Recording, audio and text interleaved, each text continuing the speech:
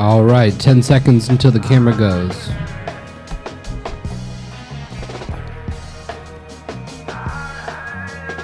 And Hey, welcome back to another class. What's up, y'all? Hey, man, listen, that red light just came on, so I feel like I said hello and nobody was looking at me. Josh is funny, but welcome to another class. We're about to have it going on. Sound, everybody just double check and make sure we're sound, everything's clear. We good? Okay, good.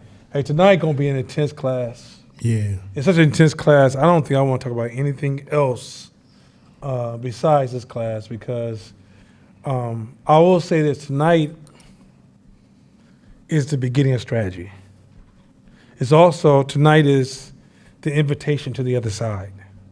A lot of times in business, look, business people and business and leaders are not the same as everybody else.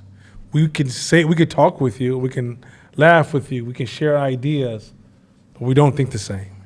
We don't process the world the same. We're not normal. We're very abnormal, but us being abnormal has so many pluses and benefits and so forth and so on to it. So tonight class is the entry to the other side. Yeah. It's the entry to the other side. So, we talk about the dog versus the wolf. We talk about all these different these characteristics of entrepreneurs and how we sit in this different space. If you don't get this stage, you'll never really get to the other side. It doesn't mean that you won't make money in life. Doesn't mean that you won't be stable in life. But you really won't reach that height of leadership that you're looking for. And so after tonight's class, on tomorrow, we're going to send out a podcast. This podcast is from this gentleman who was in charge of national negotiations. And you're going to realize that in this podcast, he's going to show you how tonight's class, how he used these tools and how he revolutionized this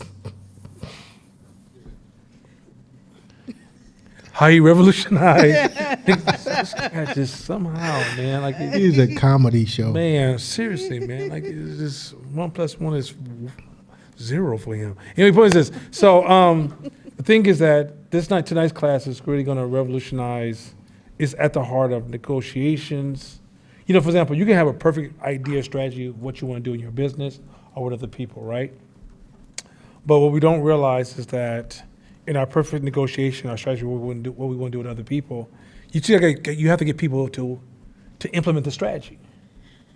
But if you don't understand how to get people to buy in, commit to a certain idea, and that buy-in is more about you than them, it's crazy.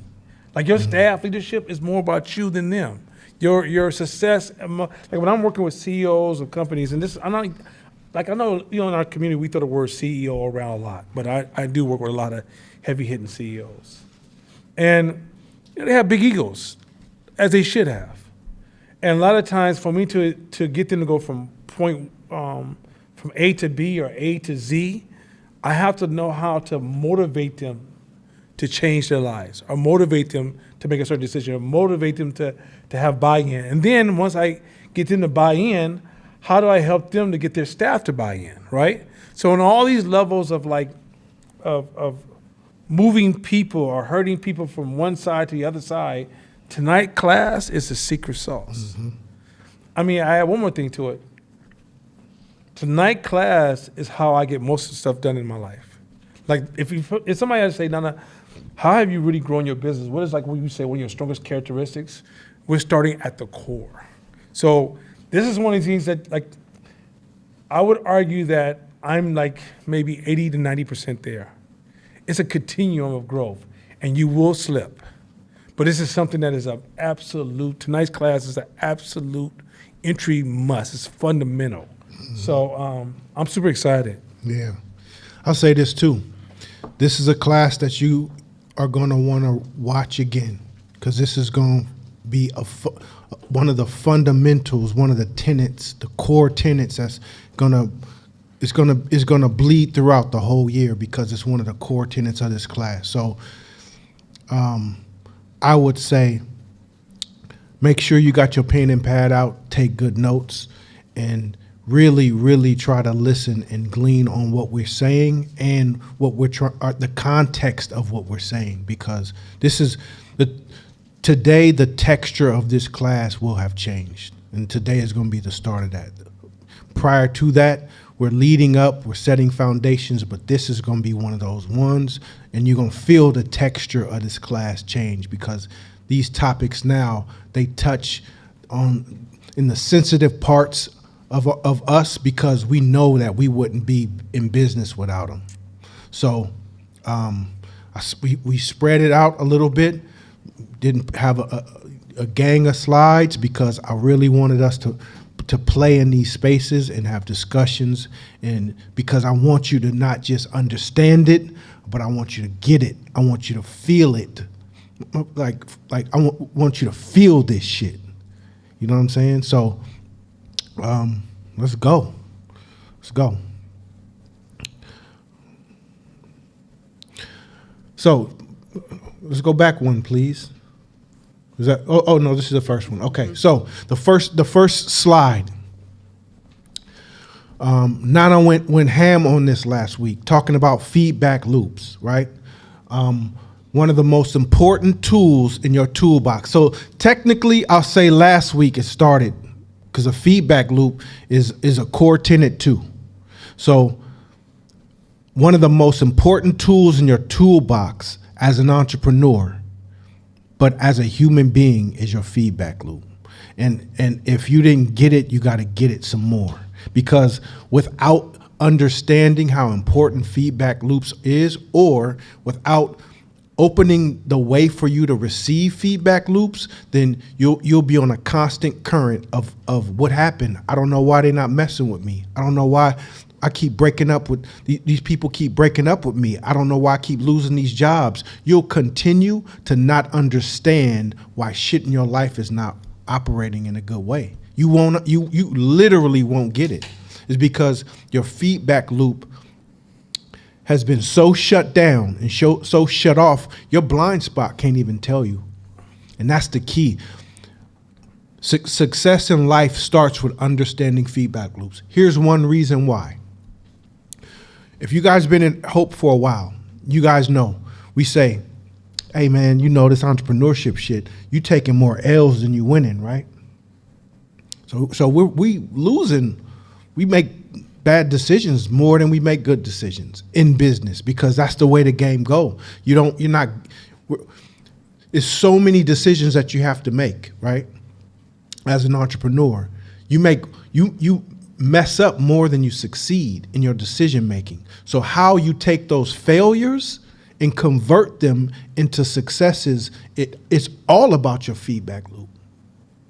So when you make a mistake, or you make a rash decision or a bad decision, or you calculated it and it didn't go well, the best way you turn the corner on that decision is to evaluate it, get feedback from it. What happened? And every single detail of what happened can allow you to understand what you can do better the next time. Feedback loops is everything. Feedback loops is how you are alive right now. You got to understand that. And we'll talk about this later, the human body, everything is about correction and adjustment. Even down to the atoms and the waves that are in our body. The frequency in our body is about success, failure, success, failure. It's a feedback loop. How can I adjust to make this work better for me the next time? And if you cut off, or if you super flowery and you like, I only want good news.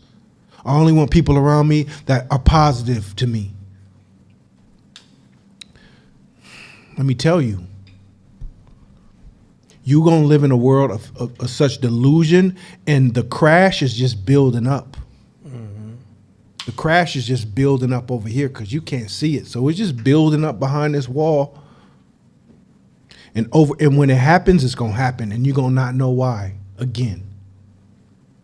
So if you didn't soak the game from last week, you probably should rewatch that class too, because it's the feedback loop piece is a fundamental piece on how you operate in business and in life, with your kids, with your family, with yourself.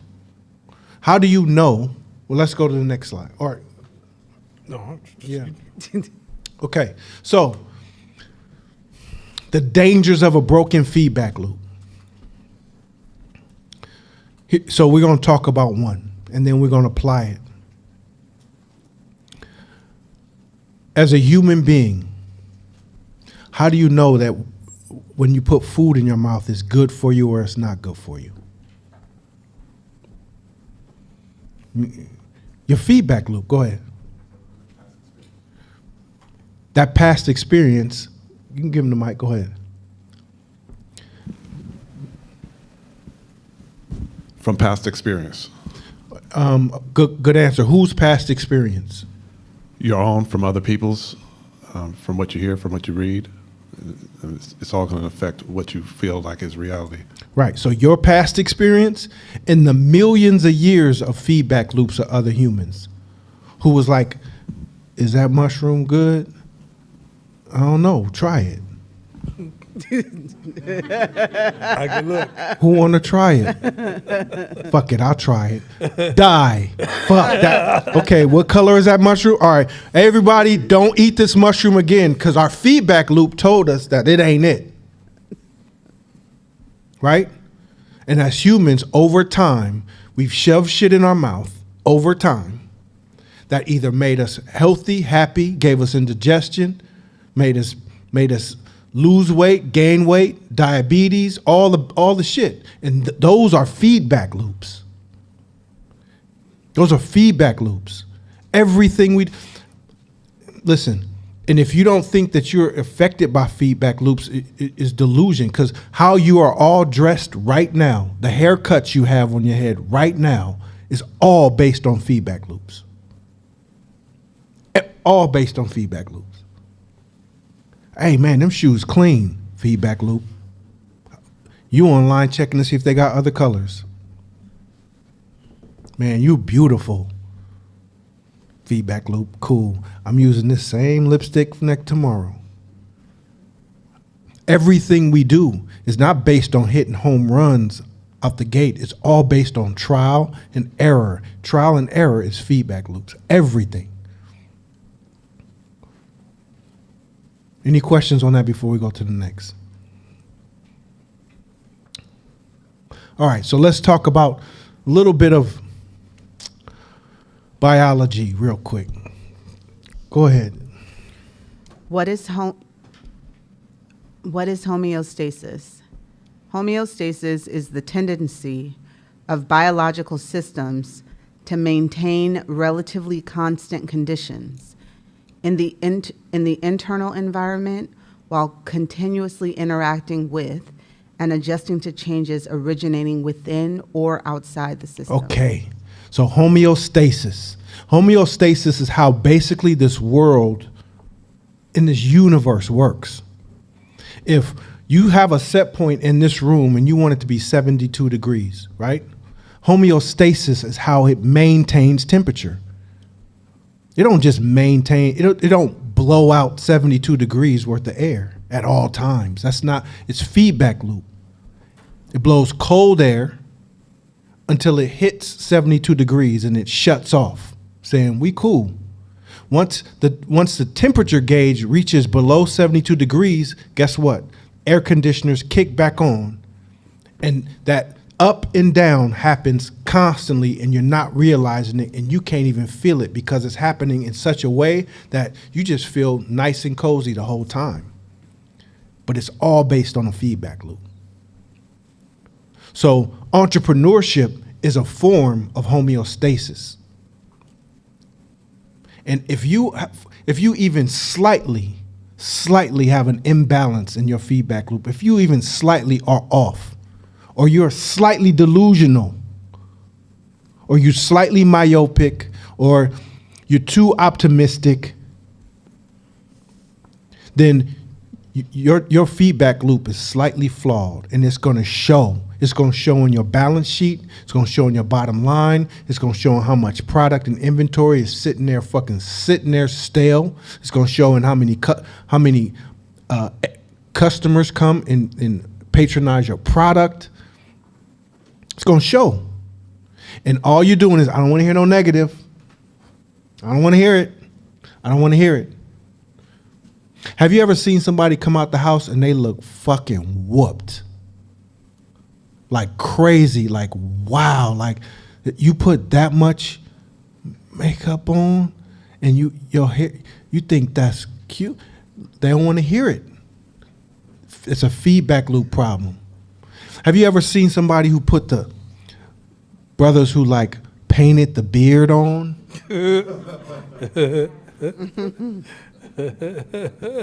Painted the hairline, painted everything. Listen. And they good brothers. But he painted a whole head of hair. Jermaine Jackson. Yeah, woo. Ain't nobody telling him nothing. Feedback loop's broken. Too many yes men, I know. Ain't nobody, you walked out the house and ain't nobody say nothing. And I remember, and this is live, so my first company, one of my mentors was like, hey, I'm gonna get Magic Johnson and you guys should do a collab. You guys can do a shoe together. I shouldn't have said the name, but fuck it. I was like, Magic Johnson, dope. We gonna do a shoe, my first company. This is gonna be crazy. He's like, yes, but the only thing is Magic Johnson's team, Magic Johnson and his team, they're the ones designing. And then, you know, you guys can approve it, and then we put both your names on it and we go to market because we had a licensing deal, big retail stores already. I'm like, this is gonna be crazy, next level. We waiting. Boom, the shoe design comes, and it's horrible, trash. So I'm like, damn, do I not say nothing and just take it because it's Magic Johnson? So I say, hey, can we have some input on this? Like, can we like make changes and like, because we got some stuff to say. I'm not saying what it is. We would like to, because we're in the target market still. I'm still in my 20s. So come on, give what we need. They're like, no, it is what it is. And you got to put your name. So I'm like, it's obvious that his team, there's no good feedback loops. Nobody stopped and said, hey, this ain't it, or something's wrong with this, or this is ugly, or this is, nobody. Y'all all was like, y'all. So we turned it down, and they were appalled. Because I'm like, if we can't have any feedback on this, then we can't do it. And you'll be surprised. It sounds as crazy as it sounds. You'll be surprised that a lot of our businesses, y'all running around looking like that. Can I share a story of, I had a discussion with one of my really big clients. And we were discussing improving organizational ideation. So where you take team members in organization, you allow them to contribute to critical innovation, but how to extract that innovation from different members and how to get the members on the team more ownership. And I said, so you guys really want to be leaders in innovation? They're like, yeah. I said, but you guys are a social justice-based organization. They said, yes. I said, you can't do it. I said, why not? I said, okay. And this is where it comes in. I said, it's gonna get into. I'm gonna only go so far, but listen to the examples what I want to talk about, and I finish the story as we go through the class. Then I'll give you the complete strategy. But one of the things I explained to, I gave this example of a spaceship. I said, imagine a spaceship sailing through space. What is a spaceship doing as it's sailing through space? It's navigating friction, right? Asteroids, debris, all kind of natural forces that spaceship has to navigate at all times, right? So for the outside of the spaceship, it's constantly dealing with friction. But the staff within the spaceship, it's important for them to work in perfect harmony, right? So I can't have you arguing. I can't have you debating. I can't have you picking on people or somebody and having ups and downs and highs and lows, because I need the team to be perfectly synchronized to perform a job to maximize our outcome, right? But the reality is that I said, so think about the people inside the spaceship as people within corporate America, right? But the people outside the spaceship it's all the black folks, Latino folks, Asian folks, and white folks in the streets. Social justice doesn't make it to the streets because what it does is it demonizes the friction, which is the feedback loop, right? And so in the end, I said, let me help you think about it this way. Let's say you're anti-guns. It's easy to be anti-guns if you don't hunt for food. But if you had to hunt for food every day, that's how you lived, and somebody said, I'm anti-guns, that's like somebody saying, I'm taking away your refrigerator. Like, that's literally insane. I said, but we're in a world right now that even when you get to the store and the food, say the meat is a couple of days old, oh, this is ridiculous. I can't believe this food is. You're so disconnected from the feedback loop of an animal coming to your table to eat. And then you go on television you watch this distorted, curated perception of reality. And then you go to work every day and you sit in this curated, distorted reality. You're living in a world that's so removed from real feedback loops that you no longer sense human natural responses anymore, or human needs, or your environmental needs, or even your gender needs. You don't sense anything anymore because your job has to distort reality to keep a perfect world, right? And so you don't realize that many of you sit outside the spaceship, especially entrepreneurs. We're outside the spaceship.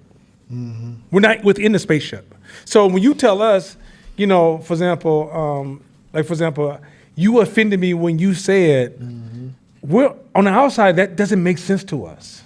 But from the inside, I understand why they do it, because they need to protect the harmony of the culture within the spaceship. So realistically, and so, which I'm getting to like why that's a problem, but ultimately, what you realize, like, that's why social justice doesn't exist in the hood. If you go in the hood and say social justice terms, they look at you like, what the fuck are you talking about? I don't know what this means. But those people are living outside the spaceship every day, dealing with friction. So if those people buy into these ideas that's happening within the spaceship, they're going to take blows they can't withstand because you made them soft. They need to have a certain, if you're coming out the hood and you're trying to climb out the hood, you need to have a certain amount of strength about yourself. You can't climb out the hood with, everybody needs to respect me. You're used to people not even looking at you, and you still got to get your position. Right? So we gotta raise our kids who are coming out of these environments that don't have that safety net around them to move differently. But what happens is that we're losing the ability to even raise our kids to move differently because we're disconnecting from the feedback loop. Yeah. That's why cancel culture is dangerous to our society. It's dangerous.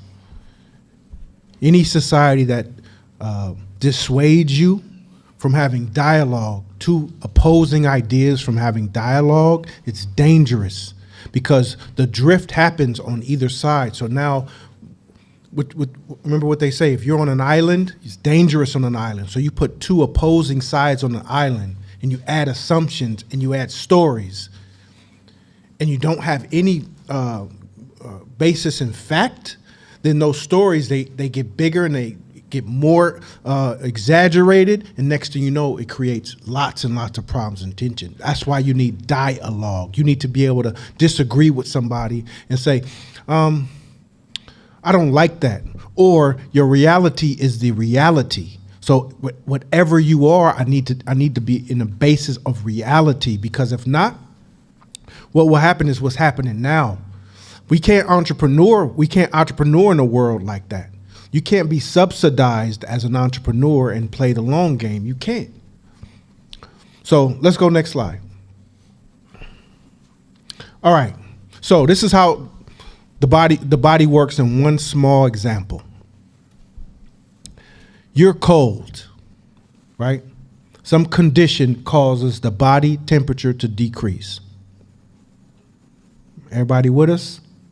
All right. So you have thermoreceptors inside you that sense the change in your body temperature. So you have a thermometer inside you that senses, oh, my temperature's changed because I need to be at 98.6 at all times. That's how the body works. You need 98.6. Now, once the thermosensors sense the change, they compare it with that 98.6 set point, and now whatever the adjustment needs to be made, it starts taking action. So that's why you start shaking. Muscle shiver. You know what muscle shivering does? It creates heat. Muscle shivering creates heat, which in turn raise your body temperature. Or your blood vessels constrict, meaning, hey, that finger, it's a problem. It's a bigger problem over there. So that finger, I'm gonna bring the blood vessels down, and you're just gonna have to be cold because I need the heart and the brain. I need that needs that heat. And your body says, okay, I get it. And guess what happens? Your body temperature goes back up. Now, if it's too long of a time, you might lose that finger, but your body's doing its job. Imagine if your feedback loop is broken, even slightly off. Even slightly off. You die. You straight up die. Feedback loops are so critical for our livelihood. See, we haven't been corrupted by it. Our bodies haven't been corrupted by it because survival is the most important thing that we have. Think about it. When things break down in your body goes, it reacts like a mad person to make sure to get you back where you need to be. There's no, oh, but you're shaming me. But this is my fun space. This is the only time I get to enjoy things. Life is so messed up. I just want to eat this. Guess what your body will say over time? Well, die then. You don't even get a chance to tell. I think this is to support your point. First of all, this is advanced strategy he's teaching tonight. I didn't know he's going to do this. I saw the notes, but I was really busy. This is really advanced strategy. I promise you, if you get this, you're going to start to, I'm going to put out some podcasts to really show you what you're learning today and why it's so critical what you're learning. And this is not something that you'd be like, oh, that's just common. It's not a common sense moment. Do you realize that although this is a natural order of how things work, a balancing feedback loop, your brain, you could convince yourself that you're not cold and die. You convince yourself that it's cool to be out of here like this. You convince yourself that I'm be cool if I go out here. If I jump in that ocean, I'm good. I mean, I know how to swim. And you realize you can, if you disconnect far enough from your feedback loop, you could talk yourself through this process, and by the time you realize you're a victim of your distortion, you're dead. Dead. Gone. That's how this real life works. And here's why we go here, is because entrepreneurship is one of the closest things to the wild, to your biology, to real life. It's one of the closest things. That's why the last week he was saying, hey, if me and you as partners and we in the same business and you tripping, your customers is tripping and I take them because you are failing them, we still friends. Still friends. Because it's close to real life. It's close to the wild. Your feedback loop is so critical. It has to be so critically accurate. When you eat food, you don't realize. Let's talk sugar for a second. When you eat sugar, you do not realize the craziness that your body has to go through to rid yourself of that sugar. Yeah, it's crazy. Because sugar in your blood is death. So it has weapons to protect you. Sends out that insulin. Let's go. Sends the insulin through your body to try to reduce and remove that sugar from your blood so you can live.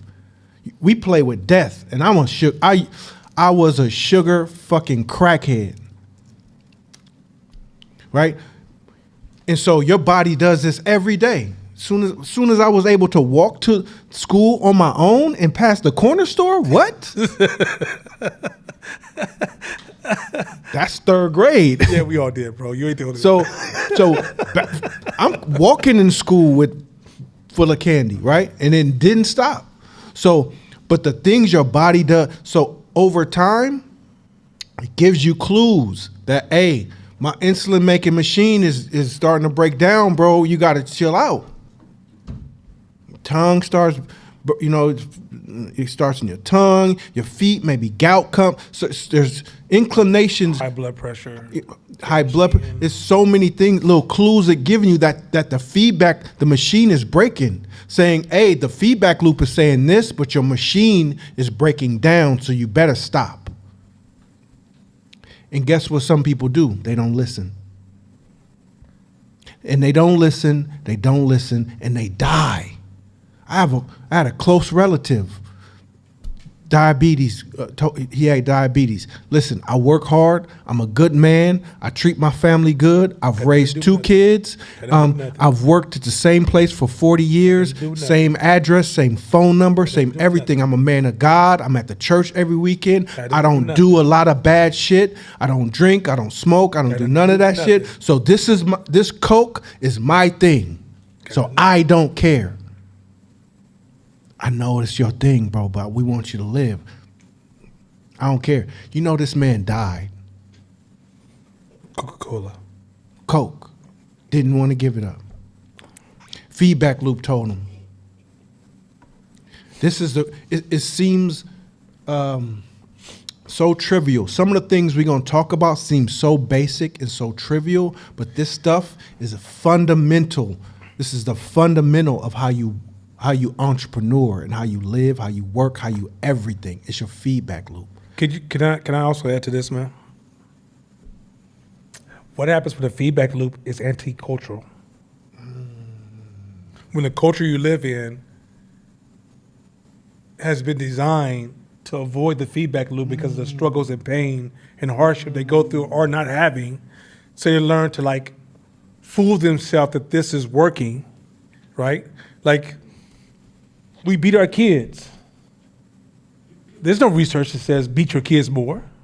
No. Right? But in the end, we will ignore all the signs from the feedback loop because to not do it is to face cultural rejection.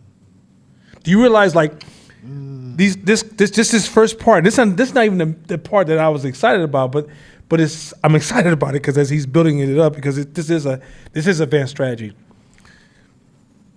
Moving like an entrepreneur, you will don't look for cultural popularity anymore.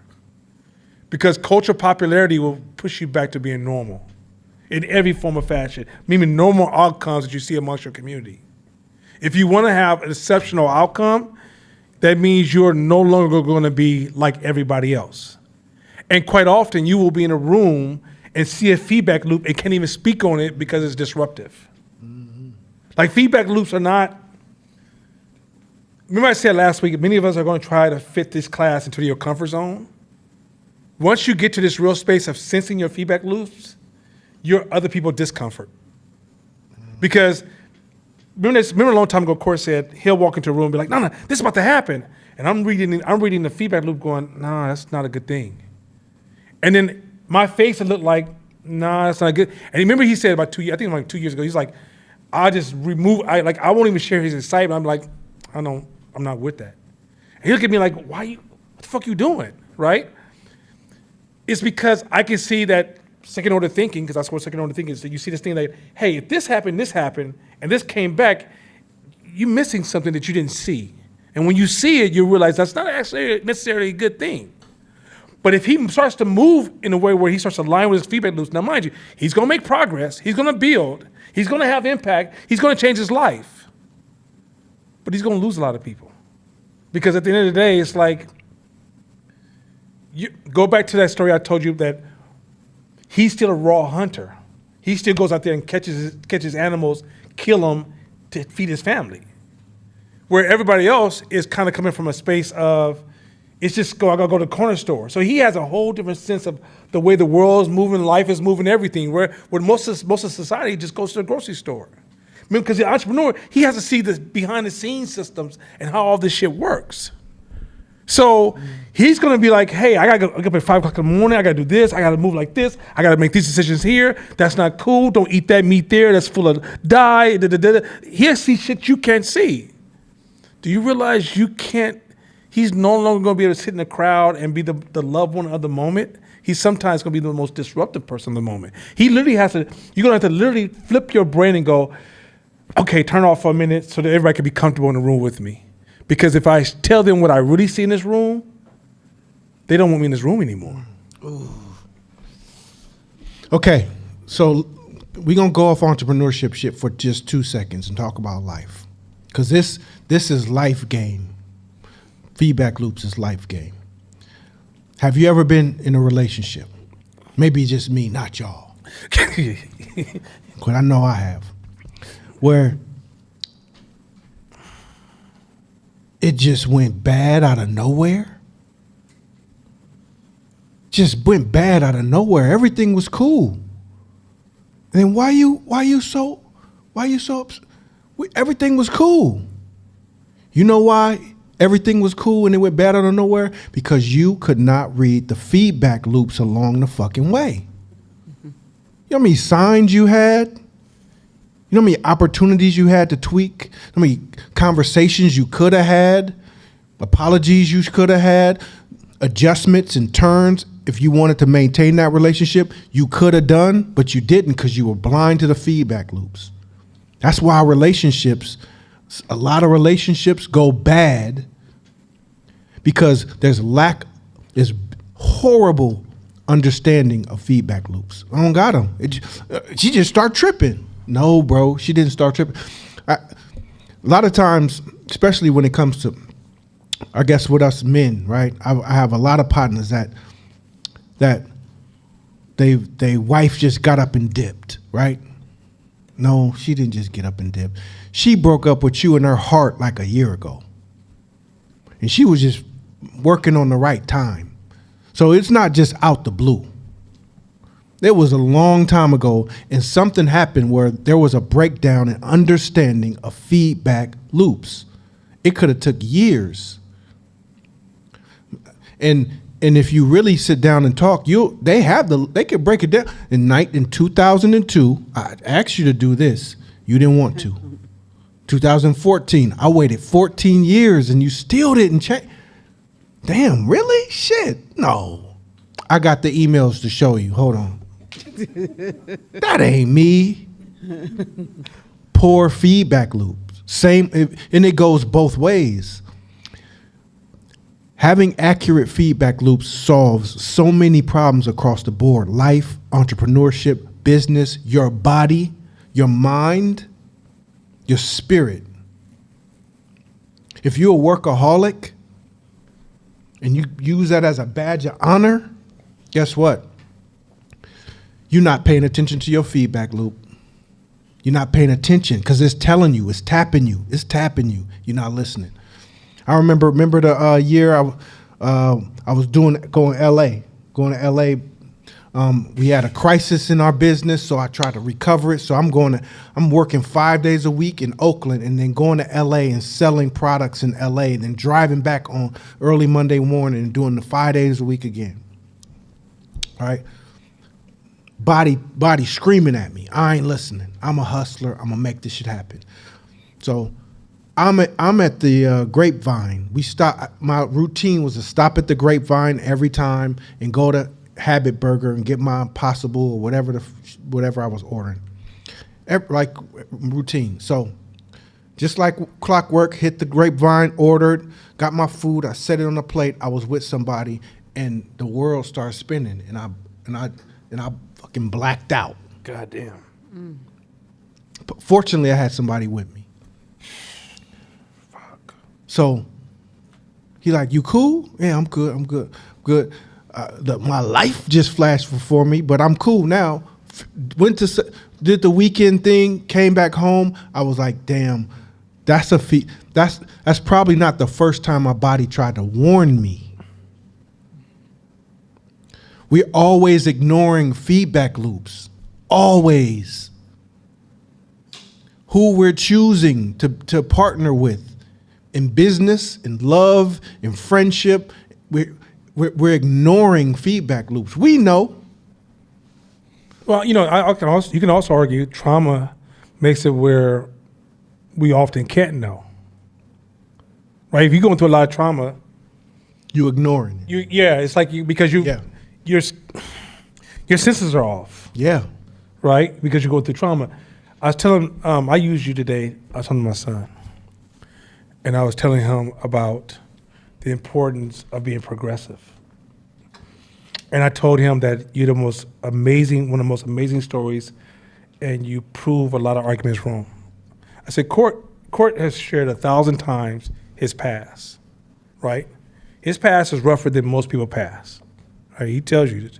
He been through some shit, right? And if y'all listen to stories, like they're entertaining, but they also make you go, oof, right? Most people like Court are supposed to not perform. They're supposed to fail. Or they're supposed to not make money.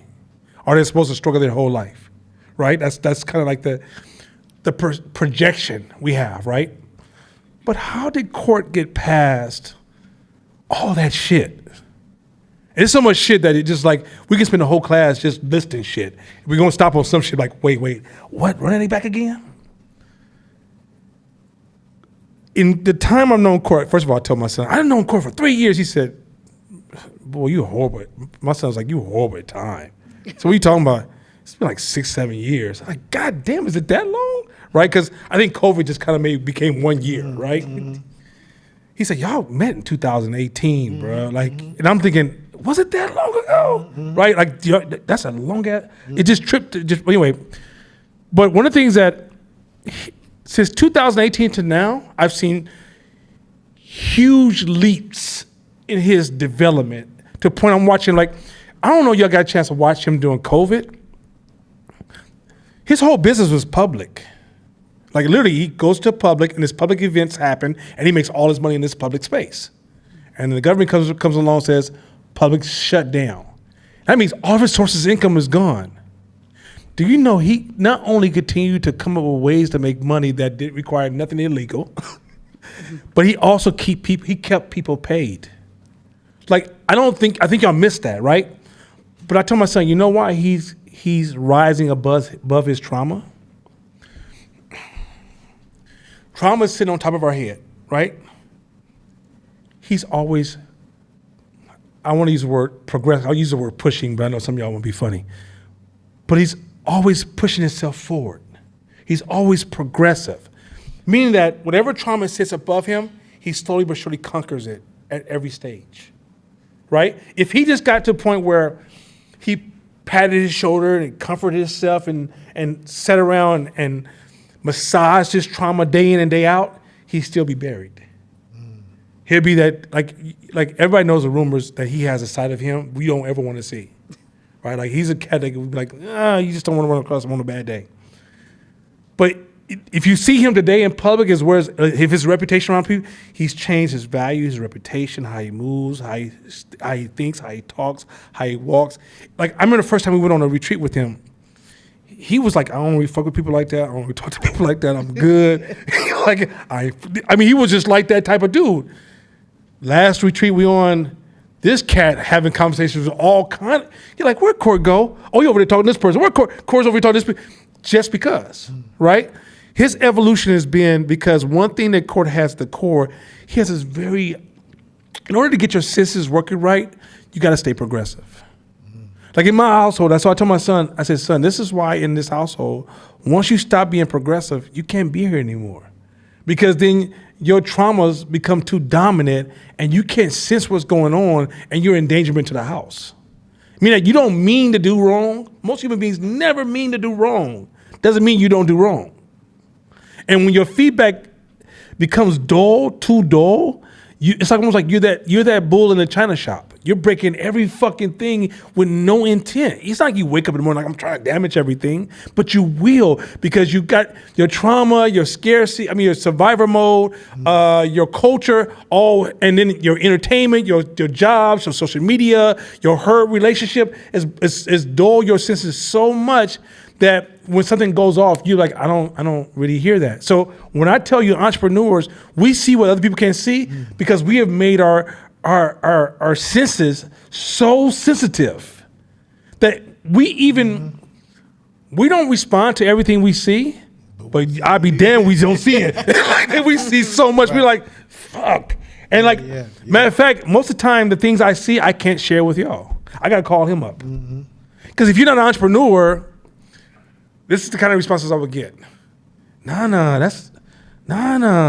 oh my God. Don't judge. Oh, you don't know who they are. Come on. Nah, maybe they're just a good, bro, you sometimes you just be overanalyzing, right? But they don't realize then when something unfolds, they're like, how'd you see that? Okay. Because we're looking at patterns you can't see. We're seeing we're seeing invisible movement of ideas and principles and systems that are shifting around us at all times, and we know that's an issue. So you're dancing and partying at the club, and I'm in the club going, oh shit, system problem, system problem, system problem, system problem. And it's hard for so for me to have a good time in a certain space, I gotta be in a certain curated space because I see too much. Man, real talk. And you know, when you was talking, I was thinking like sometimes it can be tied to survival. Like if you ever grew up in survival mode or you grew up in traumatic households and situations, your senses start adapting, right? You got way more heightened.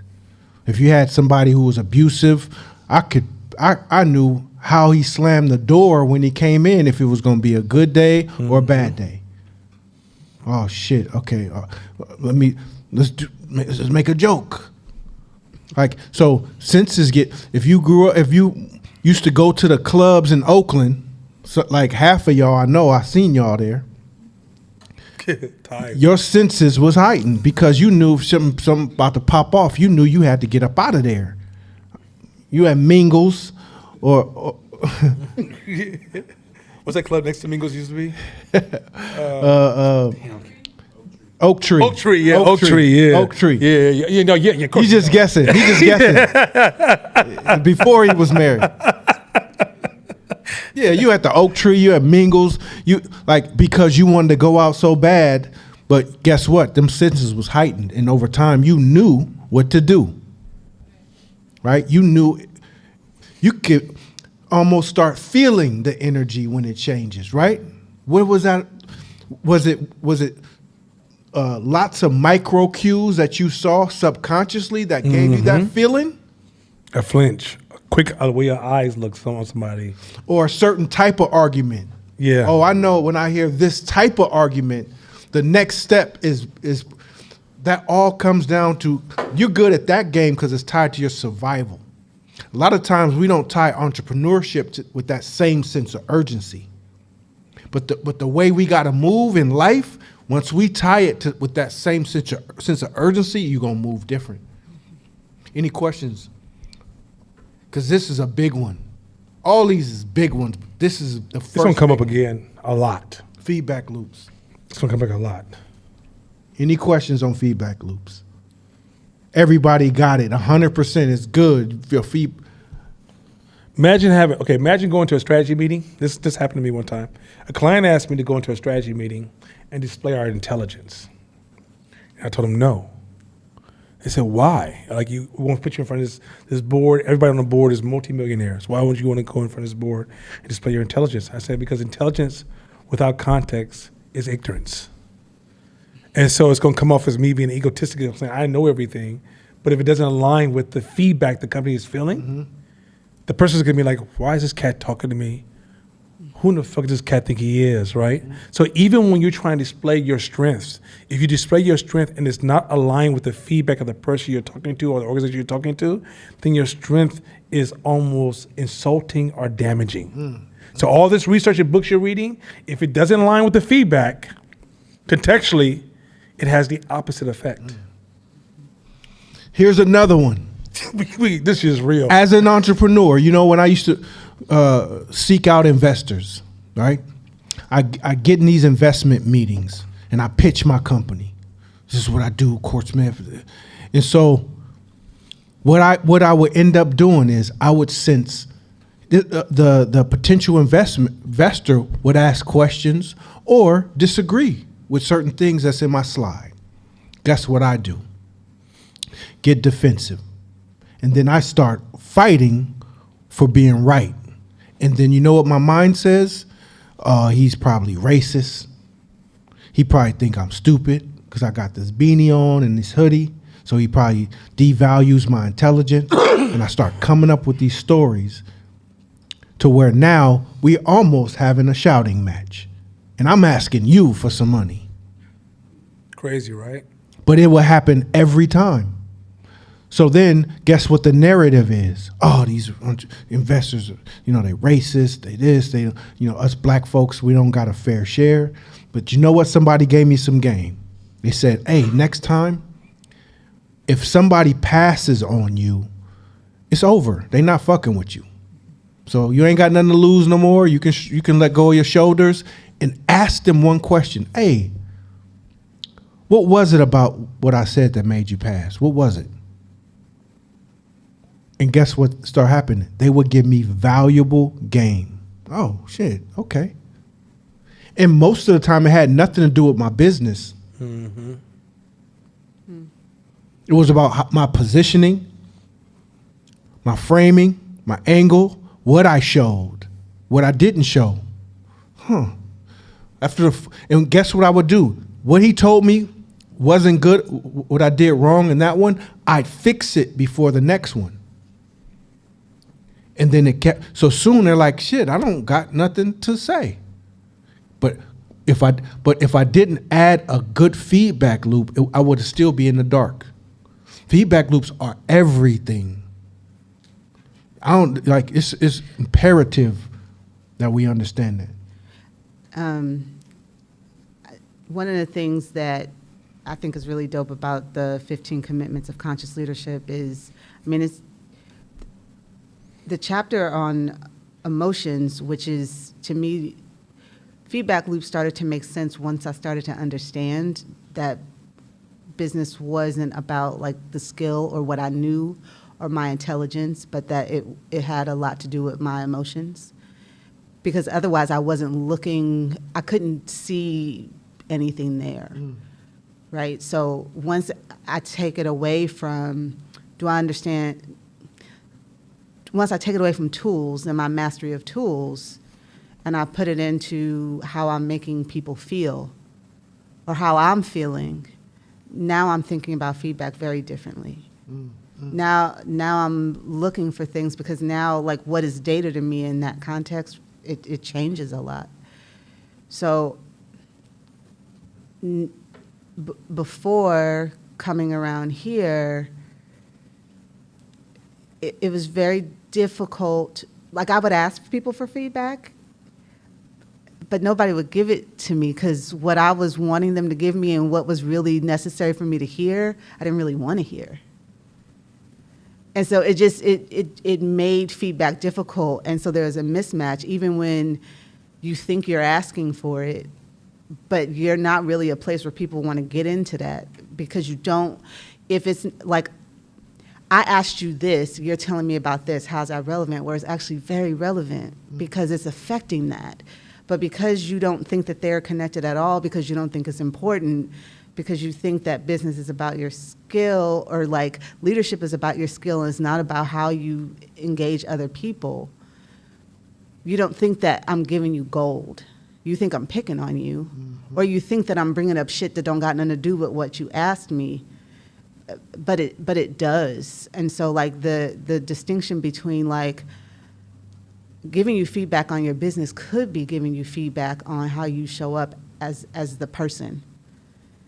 And it doesn't always, we tend to think of like, I do my work, I show up, I outwork everybody, like I work really hard, I do all the things, nobody works here harder than me, like I have all of the degrees. And in some ways, that's the blueprint that we say it is. Mm-hmm. But one of the things that, Tam, I would ask very different questions now. Mm-hmm. I would ask very different questions now. And it's, it's weird in a space where you're supposed to be like work-life balance, which is AKA like reason versus emotion. We're not very good at that. But your feedback is oftentimes not so much about the tangible thing. Sometimes it's often about the stuff that you can't see. Most of the time it's about the stuff that you can't see. And it's very difficult to connect that or to understand how that's affecting what you're trying to do, because it doesn't seem like it has anything to do with it. You can be timely, you can be this, you can be that, you can be the first person to come and the last person to leave. You could always get all of the things right, but that's not even what it's about. So it's it's like understanding feedback loops is very different. Again, if I understood, I didn't know anything about any of that back, before, but you can look and see where there was gold available to you in a lot of spaces, but you couldn't receive it because you didn't know to look for it, because you had this thing that business is about, or like leading business, anything that you're doing, you don't think it has anything to do with emotions or senses, and it has everything to do with that. Yeah, we're about to teach about that in a few minutes. We're about to jump into that in a few minutes. Okay, so let's get out of here. Real quick, I want to say this, and now I'm gonna actually go to you, Coach.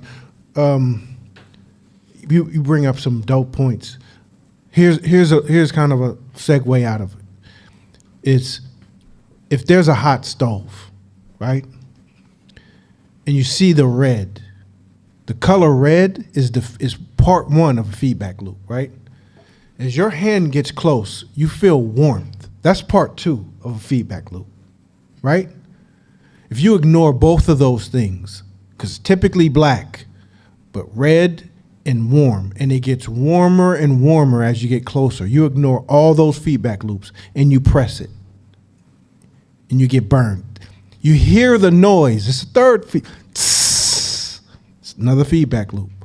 Now, here's when you pull back, the option that most people take is one of three things.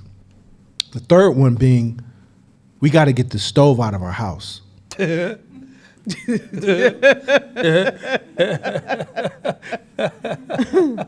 what a lot of us do. Business, and entrepreneurship, and life. That was the harshest feedback I ever got. This hurts so bad. We got to get the stove out of our house.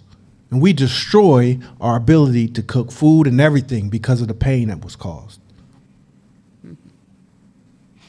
Number two is we learn how to use it, and we know, oh, I'm not touching that again. I'm not doing that again. But there's a third that us crazy people engage in, us entrepreneurs. Like, how long was it before I put my finger on it to when it burned my finger? How much time do I have to touch it where it doesn't burn? Because, oop, I didn't feel nothing. Oop, I didn't feel nothing. There's gold in those spaces too, but you got to have courage. That's powerful statement. You can't be on this end. You can't be scared of what hurts you. You can't be so scared of what hurts you that you're not curious enough to figure out how it works completely. That's where we are as entrepreneurs. We right on this fucking edge. There's times where payroll, somebody deposited money in the nick of time. Woo, sweet Jesus, thank you. Yes, yeah, I remember those days. And there's no nervousness because that's what entrepreneurs do. Go ahead, Kaja. Microphone. Pass your microphone. Just out of eating. Just out of give a microphone real quick. Okay. Shabisha, I really like what you had to say. I thought you brought up some really good points. And I say this just in case there's anybody else who can contextualize this, because before I got healed from my feedback issue last year, looking back and trying to understand where some of the hangups were.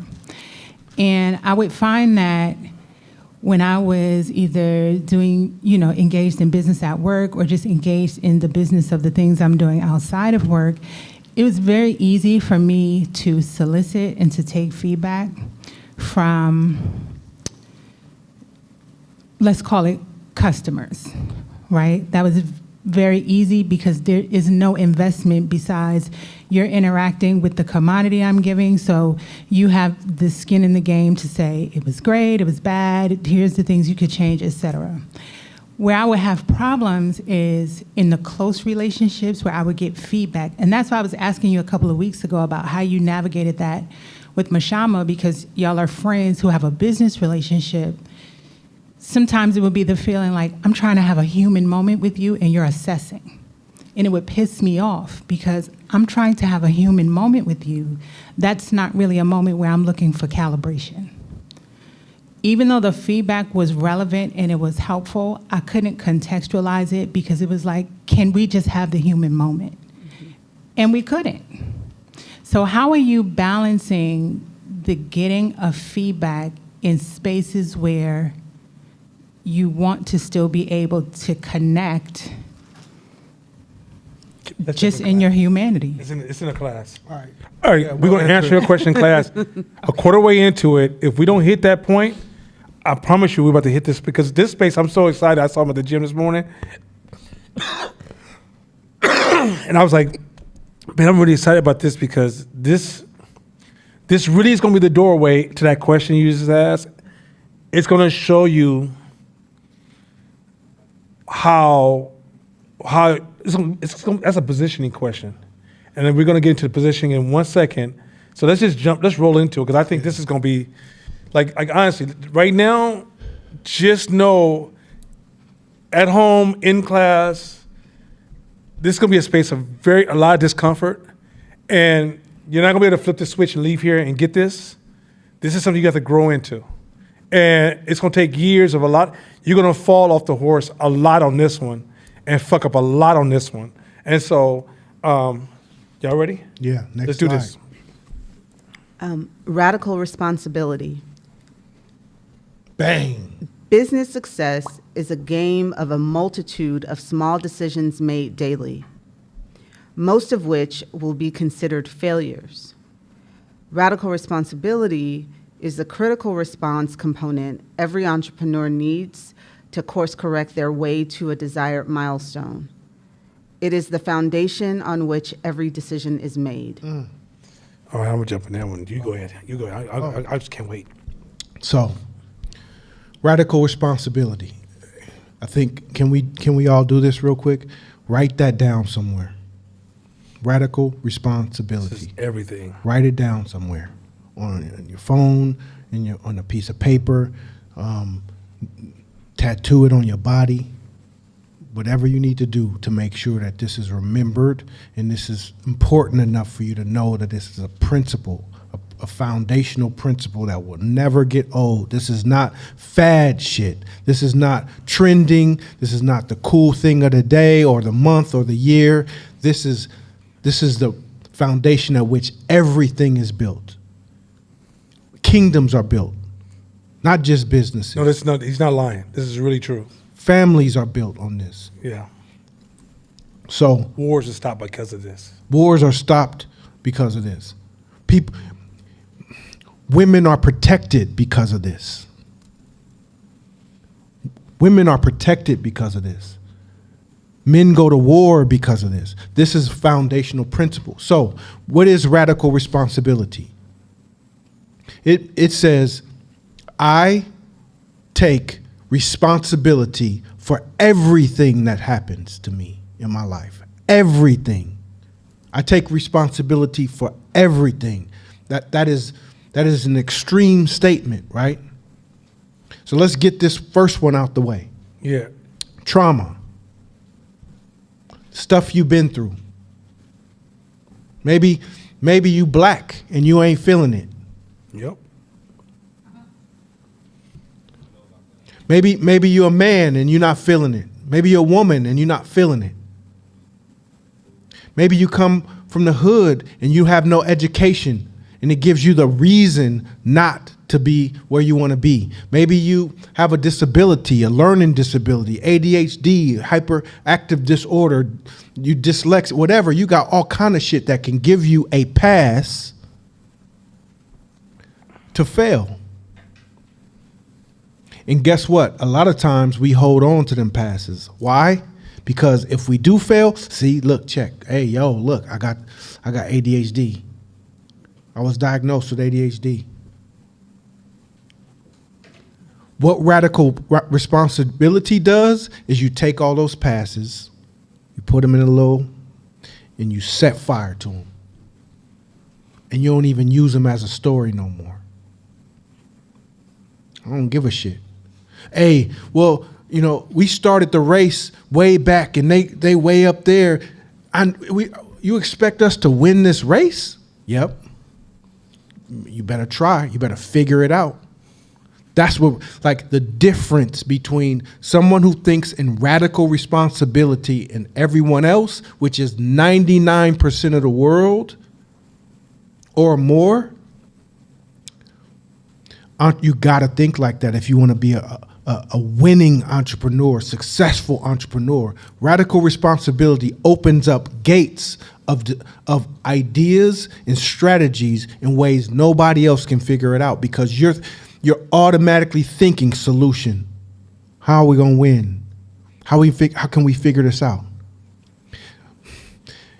We was talking about this last class. The flight, figuring out the law of lift, right? So flight is basically the law of lift. So the law of gravity is real, right? You can't get out of that on Earth. Law of gravity is real. So up until the late 1800s, early 1900s, anything that goes up comes down. Does it just the way it is. So flight was nearly impossible.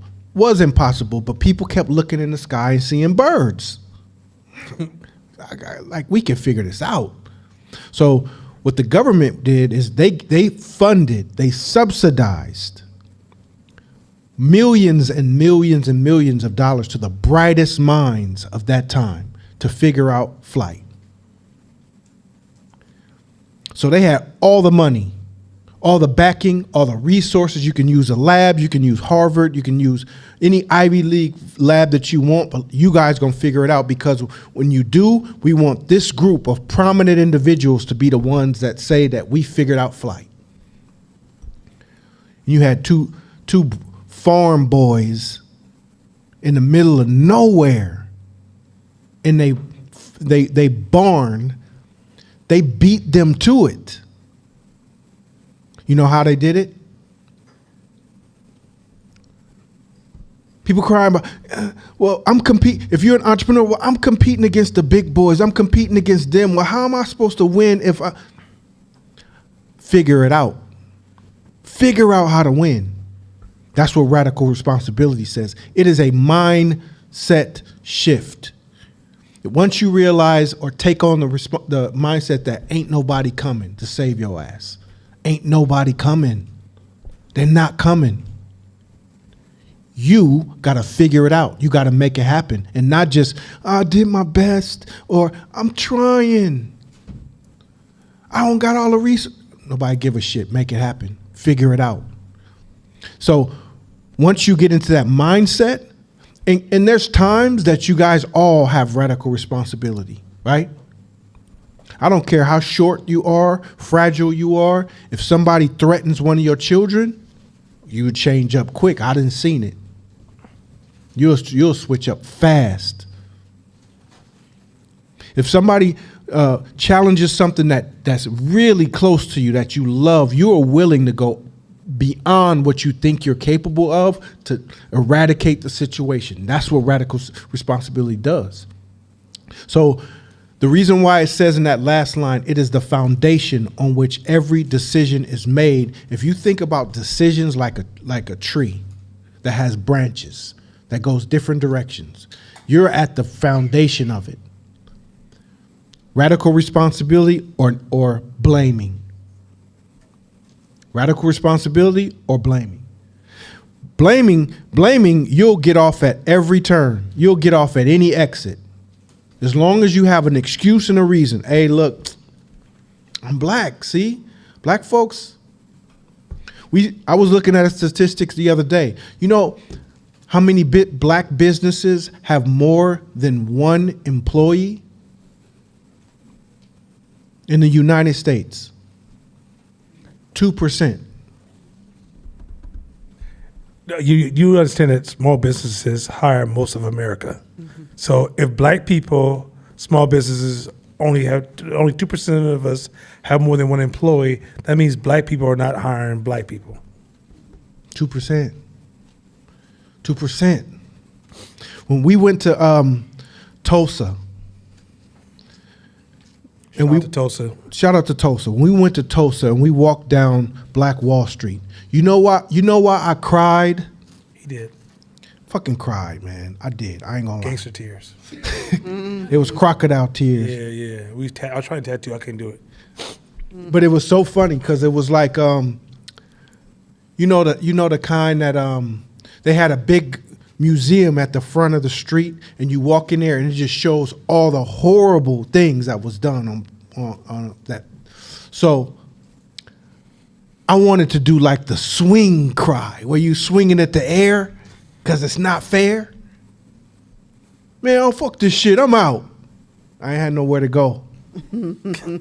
Just walked outside. But you know why? It wasn't because of what was done. It was because the energy of failure, the energy of being beaten, the energy of letting go, of giving up, that energy was still there on that street. And I could feel it. And when I walked into the shops that were still there, I could feel it. I could feel it.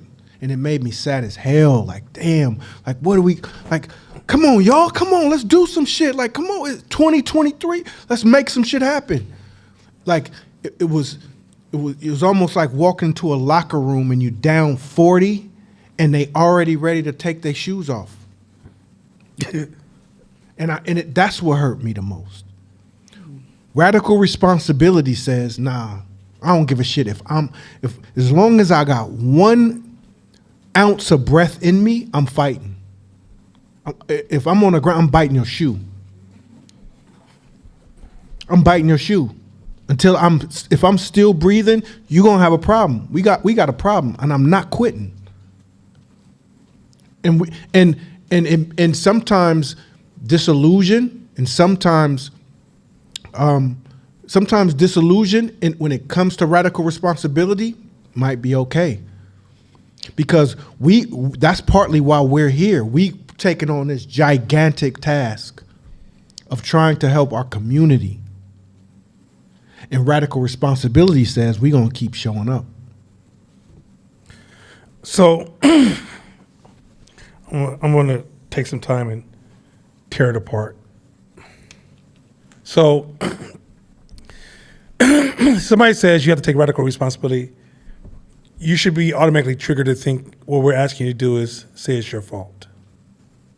It's not your fault, right? But if something happens to you, it's still your responsibility. Also, let me say this real quick. Radical responsibility is not culturally popular at all. Absolutely not. It is the least popular thing you're going to ever do in culture. Most culture focuses on the opposite direction. We're black folks, so let's have a conversation. We constantly saying white people, they stopped us from doing this. We just went through the George Floyd, police officers. We talked about Trump. We talked about the Republicans. Some of us even talk about the Democrats. Some people talk about their mama, their father, their relationships. That's not radical responsibility. Radical responsibility, let's read this. I want to read this. It's in a book. I just want to read this to you guys real quick. It says, I commit to taking full responsibility for the circumstances of my life and for my physical, my emotional, mental, and spiritual well-being. I commit to supporting others to take full responsibility for their lives. That means you can't tell me I offended you because I didn't recognize you. That's not radical responsibility. Social justice is the total opposite of radical responsibility. Let me tell you what social justice does. I commit to blaming others and myself for what is wrong with the world. I commit to being a victim, villain, or a hero, taking more or less than 100% responsibility. Meaning that when things happen in your society, community, it's not your responsibility. You take some responsibility. But if white folks would have not did this, or if society would have not did this, or if my mother would have not done this, or these people, my friends, would have not heard this, right? Last week in class, brother, I got some feedback that some people got offended because I used the word fat. PHAT. It was PHAT. No, it was FAT. I was talking about myself. In the class, I was giving you a description of what happened to me when at the beginning of COVID, I gained crazy weight. And I became to a point that I'm honestly, because my feedback loop says, no, that's fat. Yeah. That's not buff. That's not, I'm not water weight. I don't have gas. I'm fat. Matter of fact, this cat right here told me I look like Shrek. Yes, you did.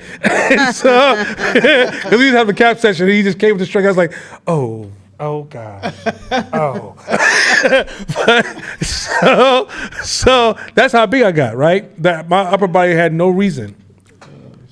But when I said fat, somebody got offended because they projected the responsibility of their feelings upon me. See, radical responsibility says that you don't get to blame others for anything that's happening in your life. And when you take on that responsibility, you can't go to the crowd and say, hey, crowd, am I right? Crowd doesn't know what the fuck you're talking about. A person who moves in radical responsibility, you don't get the crowd support no more. If you want to get the crowd support, you go the opposite direction. Blame, victim. Cat Williams did not show any radical responsibility. None. Monique showed no radical responsibility. None. And it was the most entertaining two people on it. It broke the internet from showing the blame response, operating from a space of blame. Mm-hmm. Radical responsibility says, if I did not make it in my career, it ain't got shit to do with you. If my life's not going right, it has something to do with you. You get what I'm going with this? Radical responsibility, like whatever's happening to me, and we're gonna get into why that's important, because it's not about, I think some of y'all think this is a machismo, robustness, strong argument. It's not what this is about. We're talking about changing the whole way you think. Mm-hmm. And once we get to the why, you're gonna discover like, holy shit, it's a superpower. Mm-hmm. Me and Mashama's superpower rest on this foundation. The way we're able to do things that I can't do by myself and he can't do by himself is by us surrounding this as our core principle. And as we start to show you how to use it, then you'll start to saying, oh shit, I gotta get there. For those of you who feel like, oh, that's just too much, just recall this, that, but we're gonna get into it because I don't want to destroy, because as we get into, I don't even look at the slide because I want to make sure this radical responsibility is so cold. I don't want to lose it. So if you want to jump in, I'll look at these slides real quick. How many of you are the oldest in your siblings? Oldest. So the ones who are the oldest in their siblings, was pressure put on you by your parents to take care of your younger brothers or sisters, right? Did you have a choice? Was it like, I got my own shit to do, mom or dad? I'm not trying. You didn't have a choice, right? So life sort of prepared you in a sense to take responsibility, radical responsibility for others. Radical meaning, I got to take responsibility for these motherfuckers whether I want to or not. And because if something happens and they come home with it, they busted knee, beat up, or missing, I'm going to be missing. Right? That's real life responsibility. In business, in entrepreneurship, we don't get to blame anybody. Your bank account is going to be what it is. You're going to have it or you're not. You got a mission. We have a mission. Whatever your mission is in your business, you have to figure it out. You got to find it. The beauty about radical responsibility is the creativity that comes out of you when you are taking radical responsibility. I'm gonna give some real basic dumb examples, but they're true stories.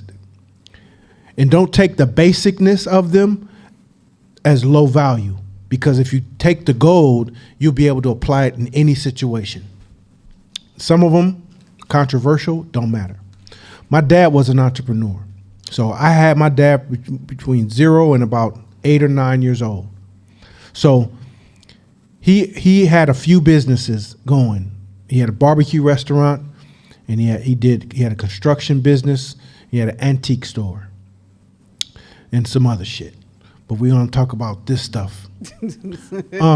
So what he would do sometimes to bid on jobs, he hired a white dope fiend. He was on his payroll. And when they go bid on big jobs that were white ran organizations, he'd show up as his helper. Because he got turned down for too many jobs. So when he started showing up as this guy, and it was a dope fiend, and he would tell them what to do in front of them, and he'd be in charge of the conversation with the guy, he started getting the deals. This is in the 80s. So some say, well, that's whack. That's not keeping it real. What's the intent? What is the intent? Is the intent to get the deal? Radical responsibility means you find creative ways to make it happen, period. Now, you have integrity, right? So if it doesn't go outside of your integrity, your moral compass, your morals, then your curiosity and the creativity that you can come up with along the way, you can find ways to make it happen. Here's another one. When I was young, maybe 7th grade, and I saw my mom struggle financially. So I said, look, I got my lunch money. I got my school clothes. Don't worry about it. I'm straight. I'll figure it out. So I would take my $2 on the way to school, buy all that candy. I had them fake Louis Vuitton pouch that I bought from Durant Square. And by the time I will fill that pouch up with candy. So by the time the end of school day, I will have a whole week's worth of lunch money. I had hella candy to myself, and I had more money to buy candy the next day. And I did that every day from 7th grade till whenever. And I would make $30, $40, $100 a week. And people would, how come you always got money? Because I take radical responsibility for my mom's struggle, even though I'm in 7th grade. We got to figure it out. We got to get us out the hood with this candy money. She worked at the Eastmont Mall and didn't have a car. So she would walk down MacArthur, right along the cemetery. So I just stand on the corner and watch her all the way down, watch her come on. What I'm going to do? Who I'm going to fight off? But in my mind, I'm the head of the house now. I got to make sure you're safe. Now, it was trivial, but it taught me take radical responsibility for everything. Because one day it's going to be of use. So now when you have a building and you have a retail store and you just sweep your part, They raggedy over there. They raggedy. I'm just going to sweep my part. Radical responsibility says, no, I'm going to sweep this block, because whenever a customer hits this corner and I'm on this block, this all got to be beautiful. And it's going to affect your bottom line. Because now, man, it's like one block on this street is beautiful. You guys remember Picardy? Mm-hmm. We live in the hood, but there's one street in Oakland that was gorgeous, beautiful during Christmas time. In the hood. Beautiful. And guess what we did during Christmas? You had to make a trip down Picardy to just walk through and go through, because that whole neighborhood took radical responsibility. I don't give a shit what's happening. How many murders? This block is going to be beautiful. And imagine if everybody start taking that mindset. What if just everybody in Hope started taking that mindset? The butterfly effect that can have on your household, your community, the businesses, your cities you live in. Radical responsibility. That's why you guys understand now. Radical responsibility is the crux of all of this. Let me say, so radical responsibility is this idea that life is happening by me. If you don't take radical responsibility, you believe that life is happening to me. This is again, radical responsibility is this idea that life is happening by me. So whatever happens to me in my life, however my life is going, I can control it. When you buy into the opposite of radical responsibility, you're pushing problems away from yourself. Think about this, you're a leader and you're pushing problems away from yourself. When you believe in radical responsibility, you're pulling problems closer to yourself and seeing what controls. A master negotiator said that in order, if he has to teach you how to be a master negotiator, it's not about what you say to the client, it's about working on yourself. If you don't get yourself right, you'll never be a master negotiator. So radical responsibility is the entryway to even negotiation, because first you have to start saying that when something happens to me, what did I do, or what is life telling me? A lot of times the reason you can't take radical responsibility is because you think you're God. Let me say this again. The reason you cannot take radical responsibility because you think you're God. Radical responsibility requires for you to say, if something happens to me, what is it telling me? And what do I learn from this? And what can I do? But this is where you interrupt the process. Something happens to you, well, it should be this way, and it should be that way, and it should go like this, and it should function like this. I'm sorry, how long have you been on this earth? The same person that can't tell me where you were before you were born, and really can't tell me where you're going to go when you die, and can't tell you about the other sapiens that were here before you got here, can't tell me about the last 10,000 years, can't even tell me about what's happening in Africa. You're going to tell me what the world should be? I want you to understand how powerful that is. You're going into the entrepreneur world. Everything you knew in your personal life or your corporate life ain't good enough to be in this world. I'm going to keep it it ain't good enough. You can't come from that world to this world. It ain't good enough. The chatter you see on social media, the chatter you see on television, and the chatter you learn from your job, it ain't good enough. The way you were raised, if you came from a working class family, it ain't good enough. So that means that you're going to have to change in ways you can't predict. But so many of you are trying to predict what change is to stay comfortable, because the uncertainty of not knowing where you're going is just almost too uncomfortable for your brain. So in your desire to control the outcome time and time and time and time and time again, you lead the world with, this is how it should work. We should be able to get together and have just a romantic time. We should be able to sit down and just do this. This is how we should interact. This is how men should act. This is how women should act. This is how life should go. And guess what you're trying to do? You're dictating life as opposed to receiving life for what it is. Life, part of radical responsibility is sitting in life and going, it is what it is.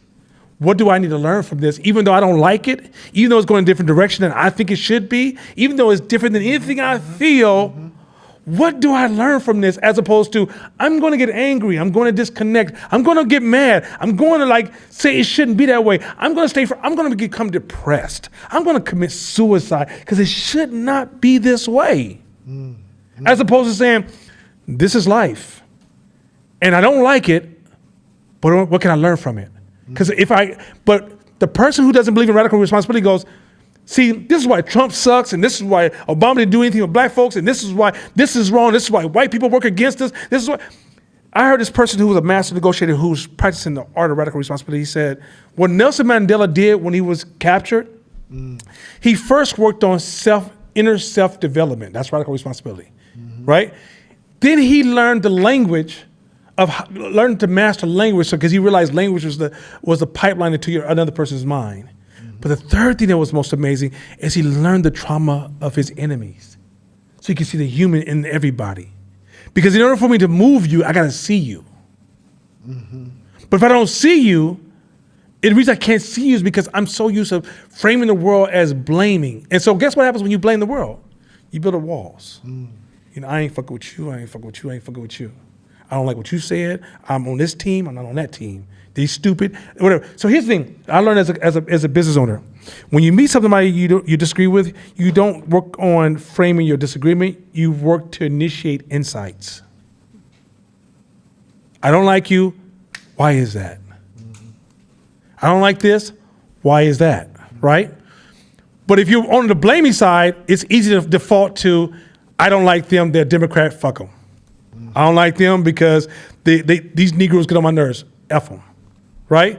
But if you're on a radical responsibility and you take ownership of what's happened to you, go, I don't like this. Why is it I don't like it? What does this mean to me? What can I learn from this?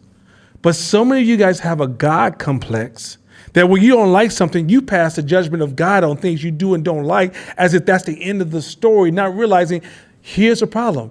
You're building another wall. But guess the problem when you build up walls? You're trapped behind them as well. So every time you focus on who you don't like, you're stuck behind a wall. So now it's time to go into business and get into the public. You can't get past your own walls. You're emotionally stuck. You can't see you can't see trends. You can't see behavior. Look, when you meet people and they do certain things, you're like, that makes no sense to me. It doesn't make sense to you because you're projecting. And you're focusing on them versus you. When you move in a radical responsibility space, you're moving in a space where you'll say, they're doing something different. I need to know what that is. And that empowers you to develop all these strategies, all these insight, all this. You'll have a level of insights where now when the problem's in front of you, you can look at the problem in a much more complex, dense level and see solutions that other people cannot see. But you cannot see most solutions because you move in a culture that is a blame-based culture. This is why I said, okay, woman says to me, no, you're misogynistic. You can't say that if you believe in radical responsibility. What does that mean to you? There's no such thing. Misogynistic is a new form of homophobic. You just come up with a phrase to project when you don't like somebody's doing that makes you uncomfortable. But that's because you outsource the world and your happiness and your joy and your pleasure and everything to other people, not realizing they're not meant to be outsourced to others. That's what you own. Once again, if you read that first phrase, I'm gonna read it to you one more time. Here it says, I commit to taking full responsibility for the circumstances of my life and for my physical, emotional, and mental and spiritual well-being. Think about that. Does social justice do that? Hell no, it doesn't. I'm not happy because of this. I'm not happy because of that. I'm not happy because of this. I'm not happy. All that shit's irrelevant. And yet, as you buy into this culture, it's anti-business. You say, well, why is it anti-business, Nana? We're about to get into that in the next slide. So radical responsibility is realizing that if people, let's say you got a group of friends and they get on your fucking nerves. Is it them or is it you? It's you, every time. Every time. You said, why is it every time? Because it's about your positioning. It's about your expectations. It's about your shoulds. It's about your assumptions. When you have to realize a lot of times, if you learn to be, like all of us talk about diversity, nobody believes in diversity. Nobody believes in diversity. Nobody believes in diversity. Y'all think y'all believe in diversity. What you're really arguing is your comfort zone of diversity. You can be diverse as long as you like us. Once you're over there, I don't know if I'm cool with them Proud Boys. I don't know. That's diversity, baby. That's diversity. Diversity says I don't align with you. I don't agree with you. That's why when I say I hate social justice, you guys are moving in a toxic direction that destroys your ability to build. And in a minute, we're going to show you how it destroys teams, how it destroys decision making. I'll give you one more example of my team, then I'm going to kick back in because this is going to be when we're going to dance for a minute. My team 3 years ago or 4 years ago was lacking, no, maybe 5 or 6 years, because that's when you came around, was lacking radical responsibility. So this is what they were doing. And hopefully you guys are reading this book because this is right there. Like, this is one of the books that you probably could do audio, but you need to stop and read it. My team, something would happen, and they'd be like, oh, the customer, you remember this, because she used it, the customer's getting on my nerves, and they did this, and they were stupid, and we tried to do this, and they no matter how hard we worked, we can't please them, and I did this, and I called them up, and I said, that is not radical responsibility. And if you go to most black businesses, this is how they talk. They did this, and the customer did this, and then the banks wouldn't lend me no money, and then they wouldn't invest in me, and then they didn't, then they, and then they. And I just tell my whole team, this is causing corrosion internally. Erosion is a slow process. Once you stop practicing radical responsibility in your team, you're slowly eroding the quality of the team. You know why? Because the team is starting to feel like they have no power in the world, they have all the power. So what we would do is when something happened, I'd say, okay, if it happened, what can we have done different? Am I lying? That's a basic Fight Tip Media model. If something happens to us we don't like, what can we have done different? And this is when we start to develop these strategies that allow us over time, they start to compound, and we move different. We function different. And then when you move in a radical responsibility space, your innovation speed is accelerated.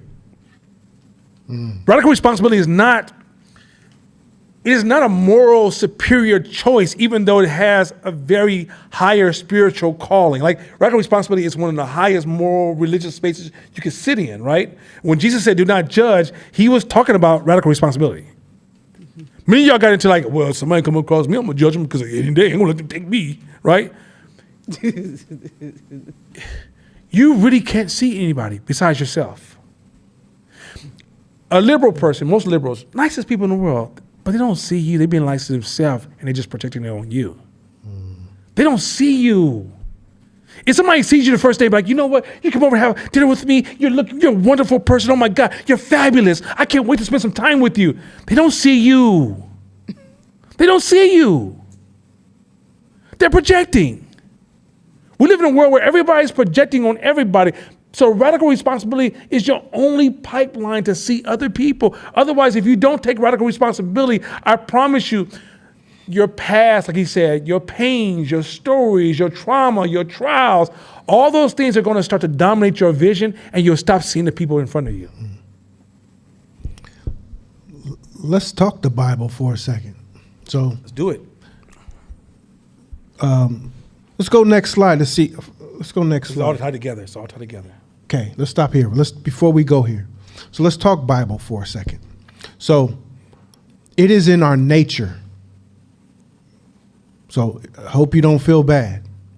It is in our nature to blame. Nature. It is in our nature. So our biology is set up to blame because we don't want to feel the feelings of failure. We don't want to feel the feelings that our self-worth or something's wrong with us or we made the mistake. So it is our nature to point. It's our nature. Hey, it wasn't my fault. That's tied to our survival. So that's why so don't feel like, oh man, something's wrong with me because I naturally want to pass the blame. We pass the buck naturally. We have to counter what's currently in our psychology in order to get this. If we go back to any spiritual book, you talk about Bible. This is in the first book, probably the first couple chapters. When God said, yo, what are y'all doing? I know I do it the hood way. What are y'all doing? What did Adam say? That's the woman you gave me. She the one brought me this apple. If it wasn't for the woman you gave me, I wouldn't have ate it.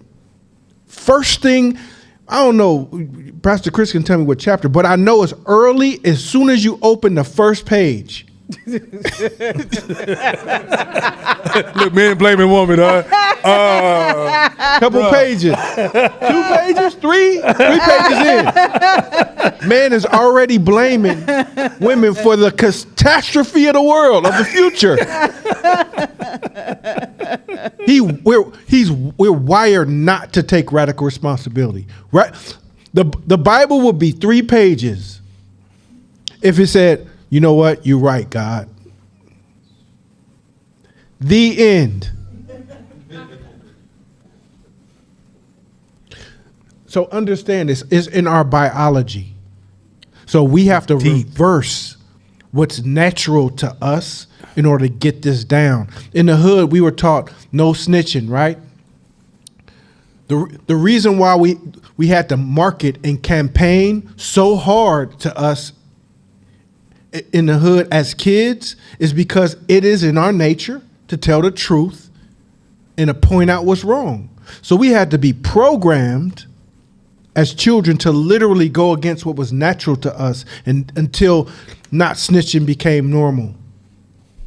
Nowadays, y'all, and it's back to where it was. But anyways, so understand this is something this is a foreign thing that you have to introduce yourself, taking responsibility. And when you feel something, the fast thing you want to do is pass that potato, hold it. Because guess what? What's next for you, the wins for you, the success for you is in that. All you have to do is peel it and find it and uncover it. Let me let's keep going because I want to keep bouncing back and forth. Let me argue another reason why blame is powerful. Blame is a powerful motivator. People at home on the internet, they're lonely. How do you get people to join your circle? Obama sucks. I got friends now. Black women, the reason the world's messed because black women, I got friends now. You know, gender or whatever, straight men, masculine, I got friends now, right? Straights, the gays, the shorts, the tall, I got friends now, right? The reality is that it's a shame, blaming, and guilt are superhuman, herd, powerful motivators. So we're using it because a lot of us, two things are happening. Fear, right? And we're using it now as a tool to actually bring us together because we don't know how to bring each other together in a healthy way. We're doing it in a very toxic way by saying, you know, we over here, we pro-black, we don't like white people. That's why we're real close to each other. And that's the basis of our relationship is that we hate white people, not because we actually collaborate in a way that's beneficial to both of us. And quite often, the reason those relationships often fall apart is because it's based upon who we don't like as opposed to what we're trying to achieve. And this is such a cold game because this is why radical responsibility is also under attack because loneliness is feeding this need for blaming and guilting and canceling is just shaming, right? In addition to that, self-blame is equally as toxic as blaming others. There's a thing that says, watch this. It says, and I pull this from the book, so you guys have this in the book. If you just not in the slides, you know it's in the book. It says, when we get upset and we're in the space that we feel in a blame space, there's a typical things that we do. Sometimes we, where's it going? Okay. We start off with anger. We blame others, ourselves, or the systems. Or we shift to this space where we think we're either the villain, the victim, or the hero. And we're going to get into that in a second, but this blame thing is like Important. It's a space that if you build that amongst your team, not only will you destroy your innovation, you'll have a high turnover rate. It has destroyed a family that sits around and blame all the time. It's just a matter of time before you fall apart. Because when things happen you do not like, it's an opportunity for you to grow. Instead, what you turn it into is an opportunity to develop defense. Your defense is killing you because it's protecting your ignorance to the world. So think about this. Your feedback systems are going off. It's going, I don't like what he just said, right? I don't like what Shabisha said. I don't like, when Kaja says these things, right? So my systems are going off, right? So when I say, man, fuck them, I have not evolved. I put myself behind my wall. But if I say to myself, my systems are going off, I don't like what they said. I wonder why I don't like what they said.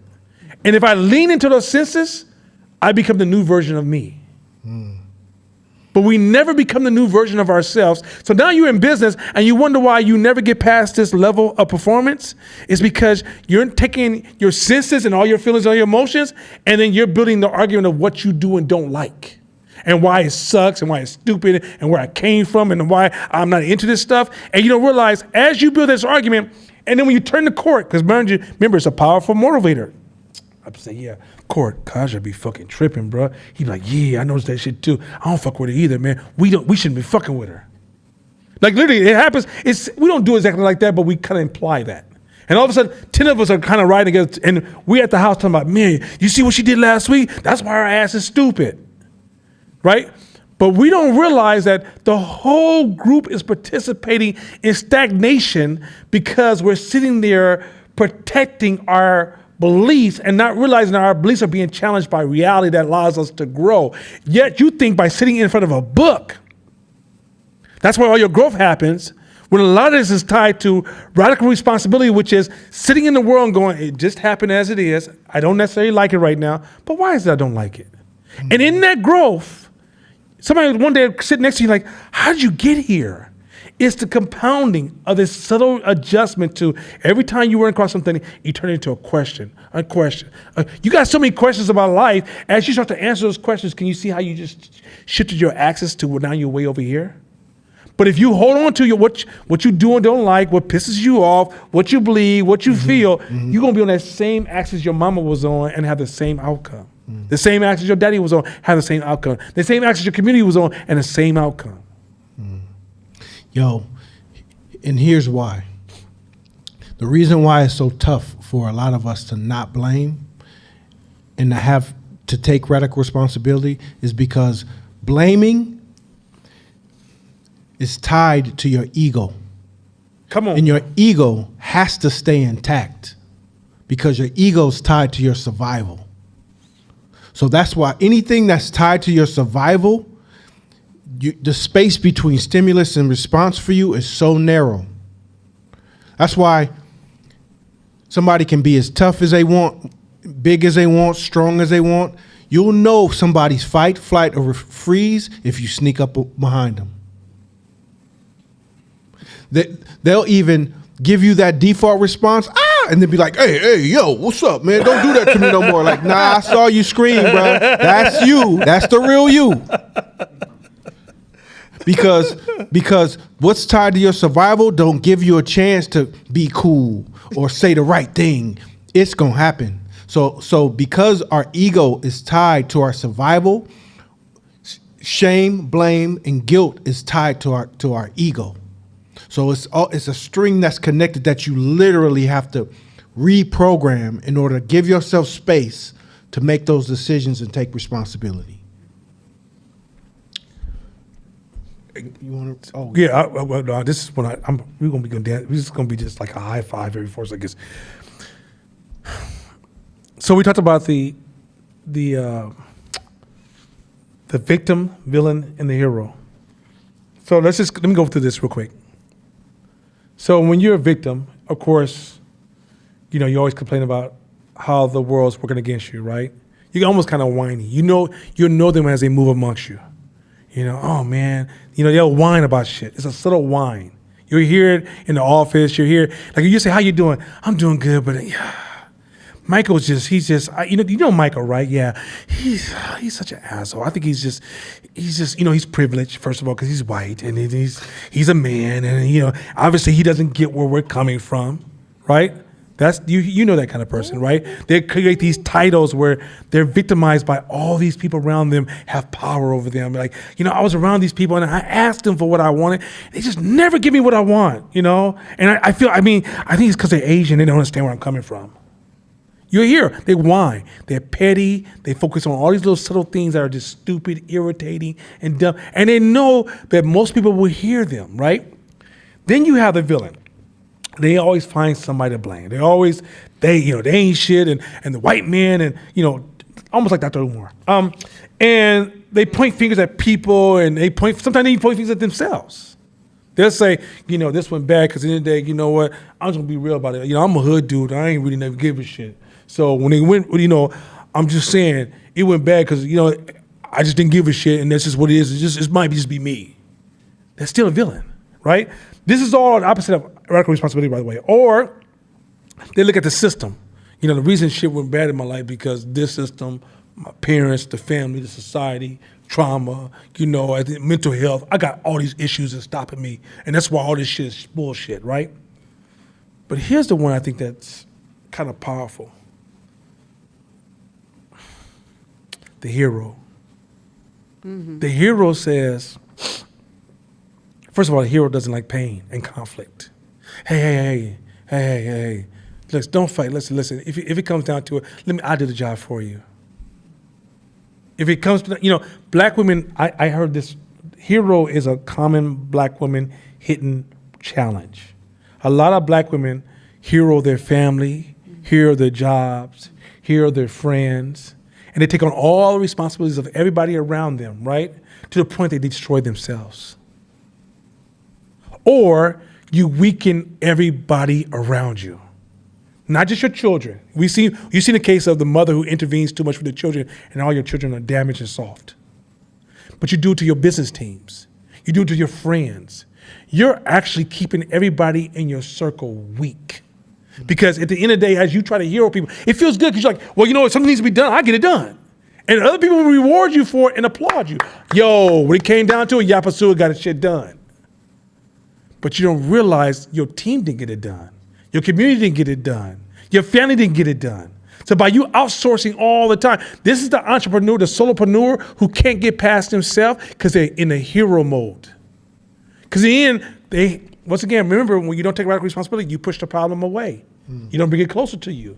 And so a lot of times when you think you're taking radical responsibility, you think, well, radical responsibility is by me doing it. No, you're actually in a situation that you're actually causing damage.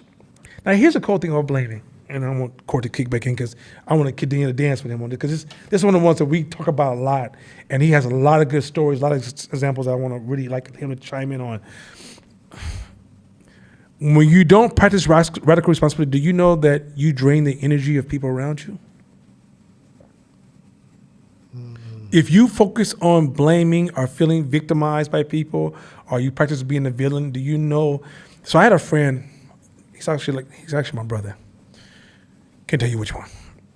And I said, damn, bro, you know you ruined your last year. He said, huh? I said, your issue with fairness is fucking you over. See, fairness makes it where you see yourself being victimized all the time, right? And so because in fairness, you feel like you victimize me, you victimize me, you victimize me, you victimize me. So when I don't feel like I'm fair, the way I'm going to move and talk all the time, I'm going to drain the people around me that love me. Till one day the people around me don't want me around them no more. You start tearing down relationships. You will never be able to say, I did this. This is why Shabisha don't fuck with me. I did this is why Tennille don't call me as much. It's going to be that because you've been in a fairness space for so much, Shabisha just automatically just backs up off you. They don't want to invite you to the parties no more. They don't want you to come to certain spaces no more. They don't want you to be in certain environments no more. Because a person who walks on the opposite side of radical responsibility eventually drains the circle they exist in. Real quick, because y'all are looking at us with this look. Shit. Any questions on radical responsibility? I had can I throw something at you? Yeah, And I'm a you- duck. Go ahead. I just play. Go ahead. Point one for you.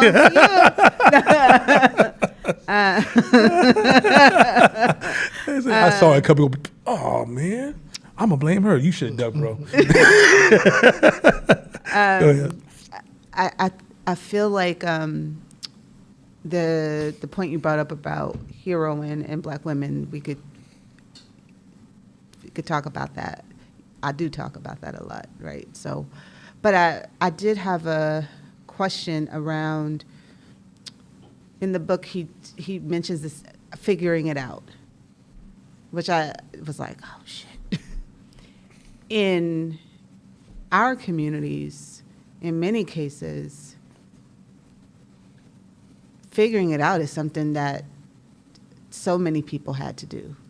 Many of us had to do it because oftentimes there's not a precedent, or something happened very unexpectedly and everything wasn't lined up. And so figuring it out is something that got us to whatever.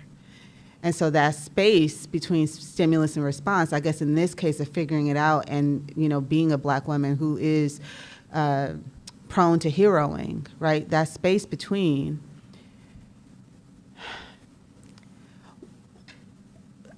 how do you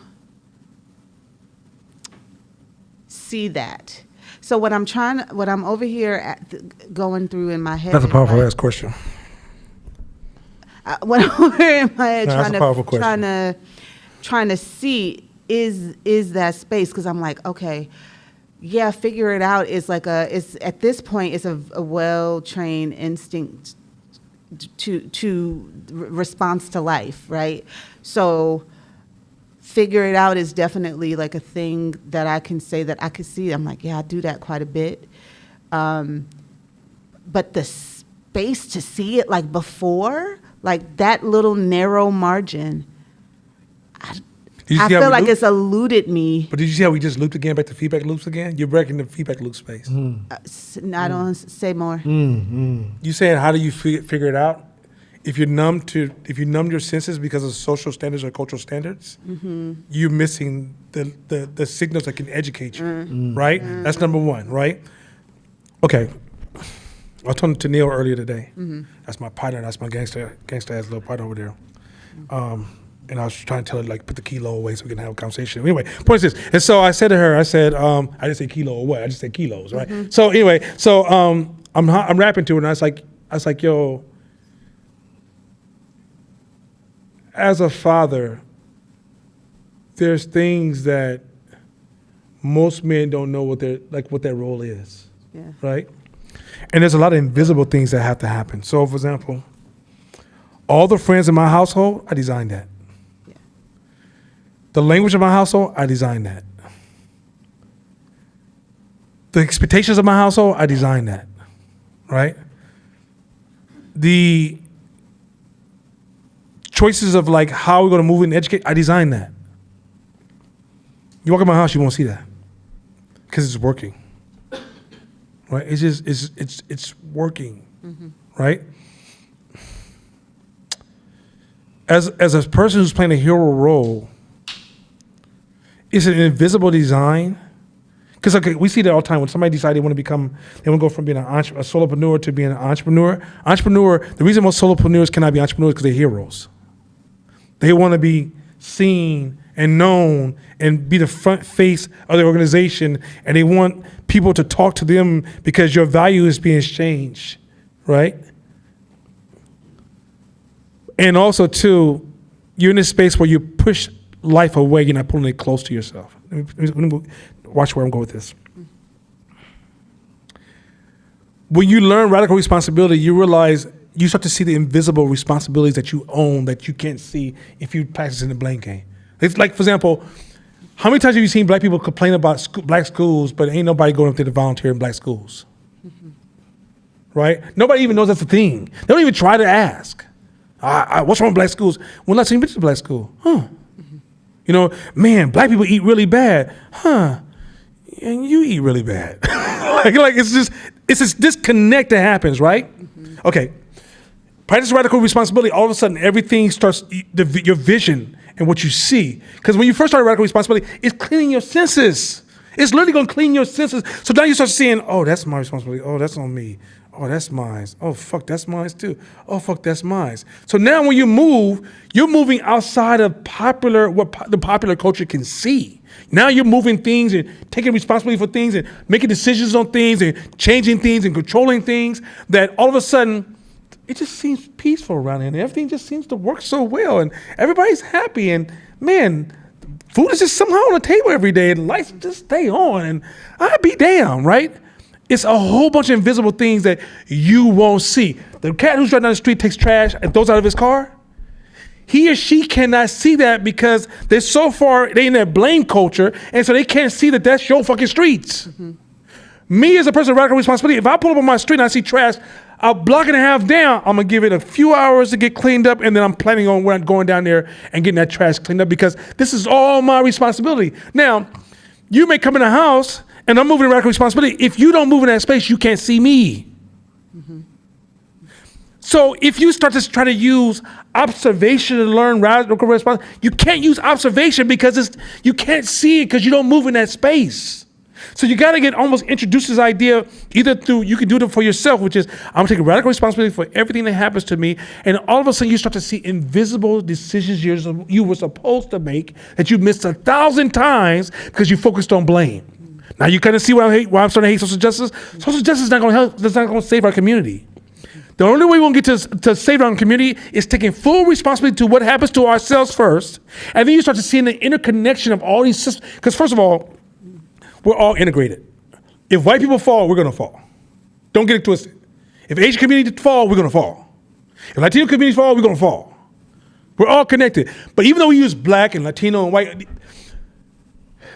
that is a communication need, but in the real world of systems, we're all integrated, right? You don't get to have bad air in Sacramento. Let's say Sacramento just had a factory that's pumping like the worst air to the point nobody can live in Sacramento.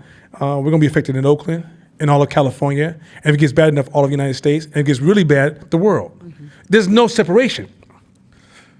But when you get focused on blame, look at Sacramento, look at them, you won't see the interconnection of systems. So when this starts, so for example, one feedback loop could be, something can be happening over here that's unstable, and you be like, oh shit.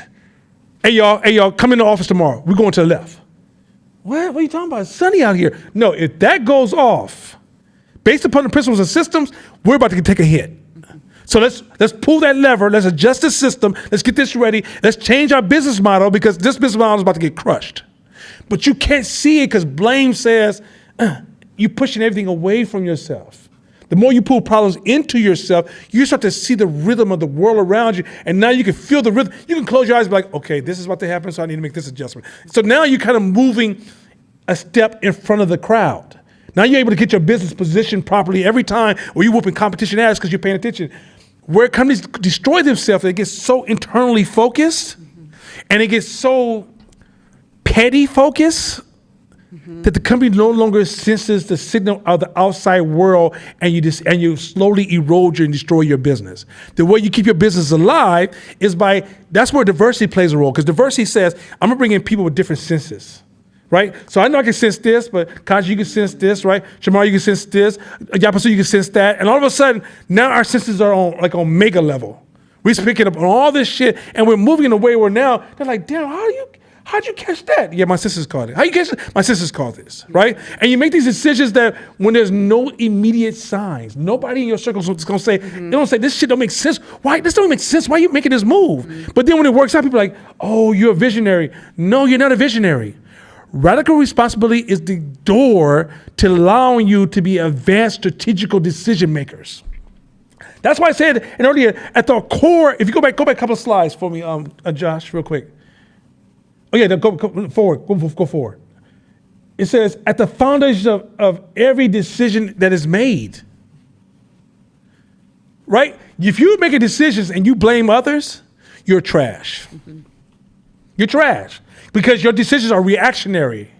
Where when you learn to clean your senses, you'll see shit unfolding so cold, you know exactly what to sell tomorrow because you see the trends happening, because you're paying attention to when shit happens in your world, it's your responsibility. If your family's, like as a man, if my family's going crazy, I'm like, okay, what have I done wrong? What did I design wrong? What do I need to redesign? Where do I need to have an uncomfortable moment? What needs to happen different for me to get this house structured to the way it's going to, not she be tripping, he be tripping, they be tripping. I got to take responsibility for this shit, right? So that means that, so then when I'm designing stuff, you'll be like, you'll come here and be like, how many times you heard people say this? Man, Fight to Media or the NT's house? I designed both of those fuckers. Like they're not just organically like we just came together and things just worked out and there's some smart people just came together and talked and something and this. Like each year I come back like this year, last year was like, yo, it was like everybody, we're too entitled. We're too entitled. There was no results of it. Our numbers were good. We were moving in a progressive way. I'm like, we're too entitled. It's invisible to you because as I brought things into, okay, this went bad. What did we do wrong? What did we do wrong? What could we have done better?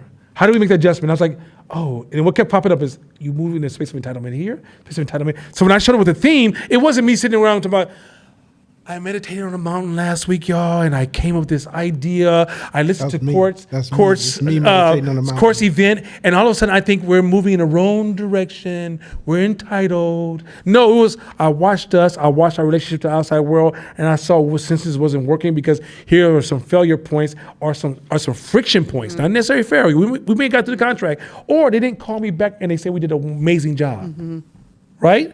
And I said, what happened? And what did we have to do? Not, they stupid. They don't see who we are. They don't know they fucking with. We the hottest shit in the world. Oh my God. We didn't do that. What can we do different? And that's because I took radical responsibility. So what I'm trying to explain to you is that the blame game sets you up to be reactionary. It sets you up to be victimized by life itself, as opposed to you're always somewhat in the driver's seat of life. I have a question for you. Can I see a show of hands of who is an entrepreneur or wants to be or is on the road to be? That's everyone. So when you sign up for entrepreneurship, you make a commitment. You made basically a commitment. You baptized yourself in the idea that you are at the tip of whatever pyramid you create. Ain't nobody else above you except God. So that means the responsibility, you being at the tip, the responsibility is on you. Come on, Corey, that's tight. To figure everything out. Everything is your responsibility now. So as you build a company, you're building a kingdom. And if you decide, you made that commitment, you said, I'm gonna do this entrepreneurship shit. As soon as you stepped your foot in entrepreneurship, you devoured any option to blame or pass blame on anything. It's all, the responsibility is all on you. You don't got an option no more. You named the company, didn't you? You went and filled out the LLC paperwork, didn't you? You want employees, don't you? You got buildings, leases, you have customers, you got product, you got services. All of that is your responsibility, all of it. And you don't ever get the option to blame nobody for shit, ever. And if you're uncomfortable with that, then you got to be uncomfortable at being an entrepreneur. You can't do it. You can't do it. So if you want to do it, you have to convert yourself and decide, hey, I got to step into this fire. I got to step into this uncomfortable space. Even though I know the back of my mind is screaming, but it's not your fault. We talk about that COVID shit. Who thought that was going to happen? Nobody. A million years. The last thing I think is a debilitating flu-like disease is going to shut the world down? No. But guess what? It's our responsibility. It's my responsibility. Fuck. Yeah. At the time, I had 10 employees that got families, mortgages. These mine. You rolling with me? Well, we gonna figure it out. Because I take responsibility for you. So we gonna make it happen. As long as my brain is, we gonna make it work. We gonna figure it out. You don't know how, and that's where the question you had is that stimulus response piece. How do you come up with? First, you decide that ain't nobody else coming. Think about this, Shabisha, and I seen you and I heard of your stories. If you have to protect yourself against somebody, but you're in an open location, right? But you got to protect yourself. Maybe it's 2 or 3 on 1, right? It's a much different situation than if you cornered into a wall. Now your back's against the wall, and you don't see Tennille nowhere.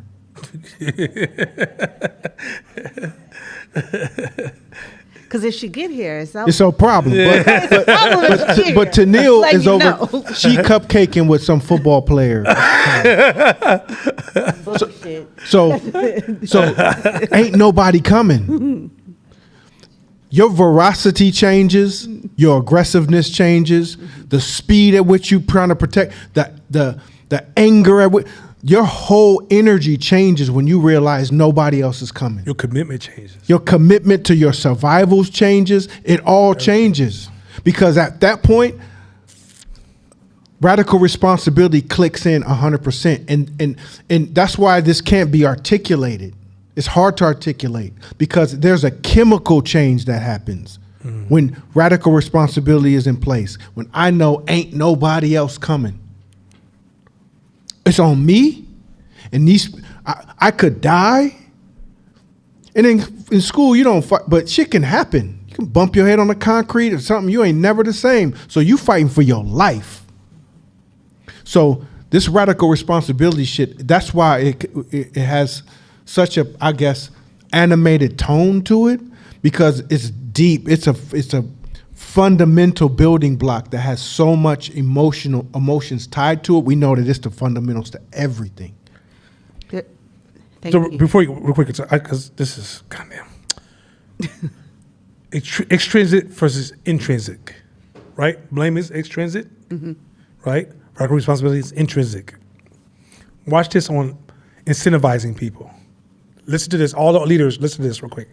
When you're extrinsic, you focus on, this is your motivation tools: fear, blame, shame, guilt, money, titles, corner office, or other perks, right? Intrinsic motivation. Now watch what the difference. This is, and tell me this is not fighting media, okay? Learning, fulfilling purpose, autonomy, play, creativity, expressing your genius in the world, love. I got two people from Fighting Media. That's what we drive home. You can motivate people with those other top two, and you hear that in these really toxic environments. This is, when you practice radical responsibility, it becomes a culture. When he says a feeling, when you're amongst, if you sit in on our Monday meetings, you'll be like, yo, this is some other shit. It's like, going back to that, your back is in the corner, we're pushing ourselves every meeting to be something that we're not. We're not trying to show up celebrating who we are. We're trying to always push ourselves, and we give radical feedback. Am I lying? Am I lying? And when we do it, we accept that the pain, you're going to feel a little friction, a little pain, right? But we know the outcome of the other side is we're going to win. We're not, like, Tennille's been, we should be, like, we'll go to a stage where we're like, hey, no, that's not right, got to do it this way. No, this is why, because we listen to the customer, this thing is not translating, and everybody has to become something that we weren't before. You don't get to show up the next day and just be a copy and paste of who you were the day before. But when you're in the opposite environment, you're a cog in a wheel. No one's even pushing you to change. And guess what happens? High turnover rates. People start disappearing because the self of your employees are not being satisfied. People want to live in the intrinsic space, not the extrinsic space. And many of us don't realize that if you are a blamer, you don't practice radical responsibility, you think that we're talking about some extreme shit. You don't realize that even when you create shit, it's toxic. When you try to motivate people, you reach for toxic tools. You don't know how to reach for the other tools. You won't even understand the other tools. Now, you might work for it and love it, but when it's time for you to lead, because really you're working from a toxic level of fear.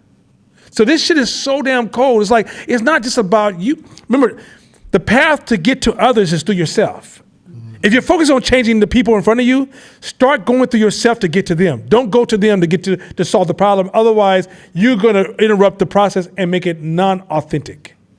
For it to be authentic, you start with if you tell everybody, hey, I want us to be progressive, and you're the most pessimistic, fearing ass person known to man, they'll be looking at you like, this motherfucker has to be progressive.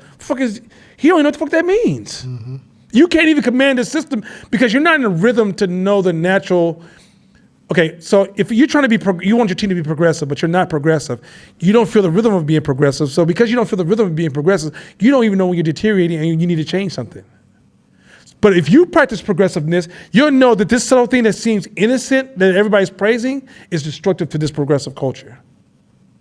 And so when you design your rules, your models, your structure, if you don't own it, you can't design it. If you don't own it, you can't see the people in the team that's destroying or eroding your progressive culture. So you don't realize by not taking radical responsibility, okay, the highest level of controlling your team, modern day business, the highest level of performing team, if you want a dope ass performing superhero, Avenger level business team, everybody on your team needs to take ownership. Everybody on your team must take ownership. Now imagine asking everybody on your team to take ownership and they blame everybody else. Your team is fucked up. Hey, and you know where it starts? It starts with you. 100%. It starts with you. It starts with you. It starts with all of you guys that's out here. It starts with you. So if you say, man, my team is toxic, they're always blaming, that means you always blaming. My team, because you set the tone for the people in your group, for your employees, for the people you work with. So they are a mirror and a reflection of you. So anytime my team is exhibiting certain behaviors, I think, man, where am I doing that? So the second thing is this. Taking radical responsibility, sometimes it feels like you're being weak. But you're not. It's actually the opposite. You're being strong. Stronger, yes. You're strong. You take responsibility. Taking responsibility makes you the stronger one. It feels sometimes weak. Oh my God, does it feel weak? It feels sometimes weak. Me and my woman we had a discussion last week. And what happened was she was saying something. And I'm thinking about all the comebacks, right? I had like 3 or 4 comebacks. So I said, you know what that makes me think? And she was like, what? And I was going to spew off the comebacks. I said that I got to do better. She was like, well, there's some ways that I can do better too. And then we started talking about how we both could do better. And I wanted those comebacks was so raw too. They was like perfect. But me saying, nope, I'm going to take responsibility for this situation. It's my responsibility as the man in this relationship to take responsibility for what's happening, for whatever breakdown that was. And as soon as you do that, you'll realize you're setting the tone for your environment. So I freely sometimes in my staff meeting say, you know what, hey, I just realized I fucked up. This is where I fucked up. And sometimes they be like, no, you actually didn't fuck up. Like, no, don't protect me. I did. And this is where I did. So that I want the energy of people freely being able to take responsibility for things that happen in the office, in their departments, in their roles. So it's not where the culture that he talked about before in that paragraph where our titles are so important to us that we're willing to protect them so much that we're not going to call ourselves out or anything else out. And all we're going to do is blame. Our culture is we're rewarded for making mistakes and calling them out. Oh, yo, for real? Hey, I got a postmortem. That's what we call them. Hey, I got a postmortem. All right, what happened? Well, this is what I did. I did this, I did that, and I did that. What am I going to do after that? I can't even chew you out. You took responsibility for everything. All right, well, cool. What's next? How do we fix it? Immediately we go to solution. How do we fix it? Well, then our ideas come from the group because responsibility has already been taken. Like you said, radical responsibility is the blood of entrepreneurship. It's the lifeblood of entrepreneurship. Without it, you ain't got shit. So There's an online question. Okay, go ahead. Come back to it.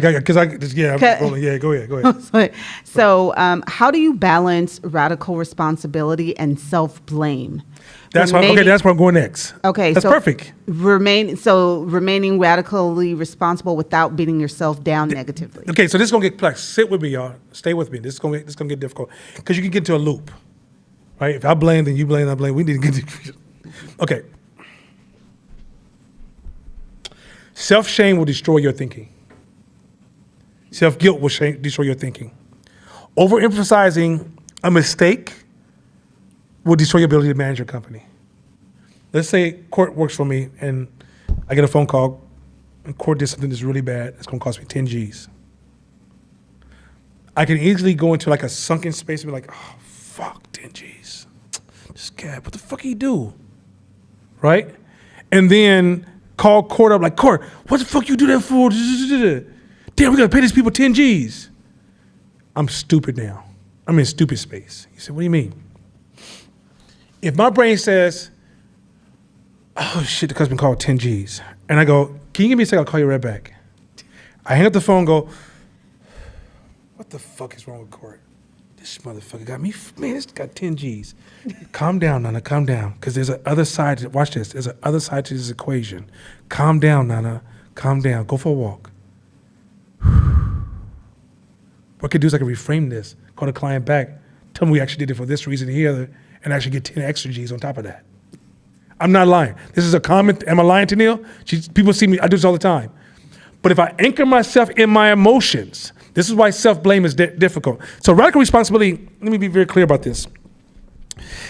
You can take radical responsibility and then blame yourself. I ain't gonna blame you, but I'm blame myself now. Because a lot of leaders do that.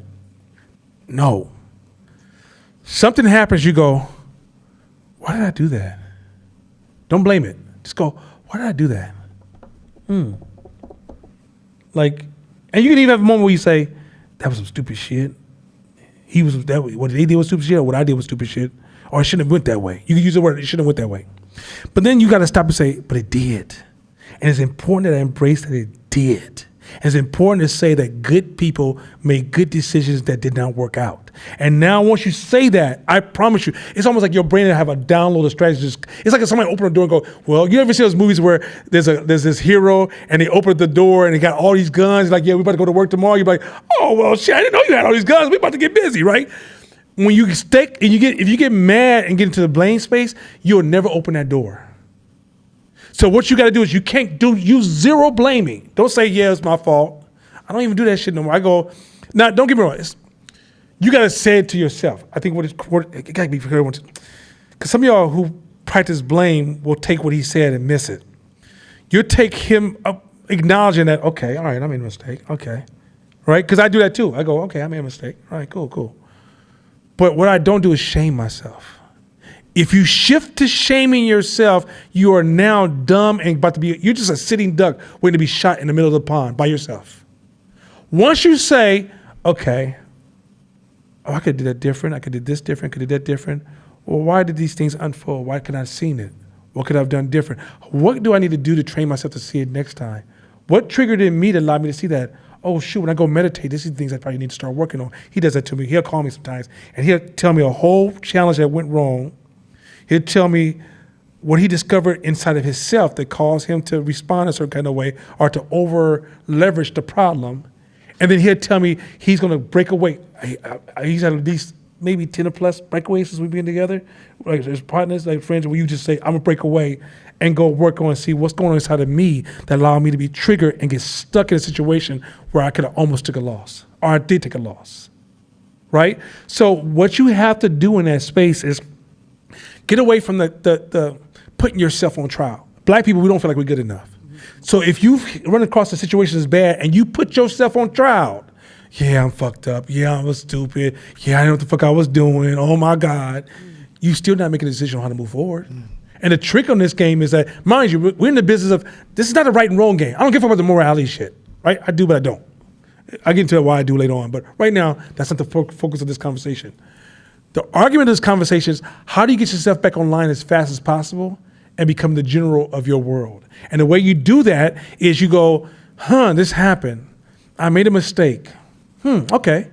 But why? Why?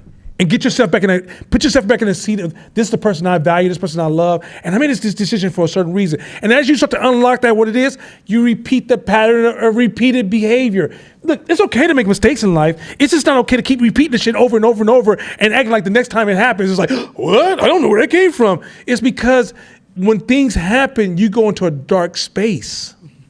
You got to literally go, acknowledge it, even have a minute, like I may call him like, man, fuck him, fuck myself, fuck everybody. I don't give a shit. Everybody can die. And he'll say, okay, so what are we gonna do? And I go, okay, cool. Yeah, well, this is what we can do. Literally, I'm not even exaggerating how we do this, right? The pause game, not the pause like my jokes. Shut up. But the pause game, when I say the pause, you're gonna hear in this podcast I'm gonna put out, it's how do you climb to the top of the balcony? How do you pull back and look at your life from a bigger picture and go, oh shit, okay, if I think about this starts to make sense, this makes sense. Okay, I'm actually positioned wrong. So when I get in the office tomorrow, I need to change that positioning because as long as I leave this position, I'm setting everybody to make the same decision over and over and over again, right? But if you can't have that space of seeing good people making mistakes as opposed to shaming yourself, because shaming is going to make you start to judge people, demonize yourself, and everybody becomes dumb on your team. You know, all of a sudden now you start telling people, if you're making a mistake, I'm going to fire your ass because you're stupid. I don't want to deal with this shit no more. You want your job, don't you? You want your job, don't you? Right? And so all of a sudden now your whole team is just rugging around just trying to please you, and they're going to go down with you. But if you can get to a point where you start saying, okay, last week I didn't call the customer back. What's going on in my head? Oh, shoot. I'm juggling two things. I'm really tripping, or I'm not valuing my downtime. My downtime I allowed myself to prostitute all my downtime, and now I missed a meeting, a call, or a decision I was supposed to make, and it has nothing to do with I'm a dumb or stupid person. It has nothing to do with the moment. It's really I didn't manage the downtime. Because now you go but if you put more pressure to give people phone calls, now you got this document on your wall, call this person on Tuesday, wrote shit on your hand, you walking around with like all kind of computer bzz, bzz, bzz, bzz, bzz, bzz. No, just manage your downtime and you can get that control of that back, right? But you can't, now let's say your employees do it. If you don't know how to see yourself and not to shame yourself, you're going to put them in a world of calendars and buzzes and systems and make it very mechanical as opposed to like, and I need to get this software, and that software, and this software, and hopefully you'll finally call the motherfucker back. No, it's what's going on with your life. Let me talk to you as an employee. You okay? Oh shit, you and your wife and husband just broke up? Let me talk to you a second. Maybe, hey, why don't you take a couple of days off or 3 days off, and then if you need some counseling or whatever, or hey, just out, when you come to work in the morning, I need you to just spend a little more time in the gym because it ain't really about you making that mistake. You're out of balance. So what can we do to get you back in balance? Right? And in that conversation, now that the employee comes online, but if you're not used to doing that, then when it's time to coach your employees, you will coach them the way you've poorly coached yourself. You don't know nothing besides what you know about yourself. You can't turn into a super people person and that's not who you are. You have to work on it yourself. You can't work on seeing people if you don't see yourself. Don't think that you can preach to other people, but you can't read the feedback loops that's coming from them. Tennille, raise her hand. I might stop talking shit. Tennille, raise her hand. Somebody give her a microphone. Shit. Somebody pass Tennille a microphone, please. The mic. Yeah. You just tell Josiah put the sandwich down. Go ahead. No, I just wanted to share something. Being somebody that came from a totally different space into the progressive culture at 510, one of the greatest things that I've learned that has just shifted my life in ways far outside of employment has been really having the privilege to watch you and Mashama live this radical responsibility and to be able to see how it allows you to see your employees.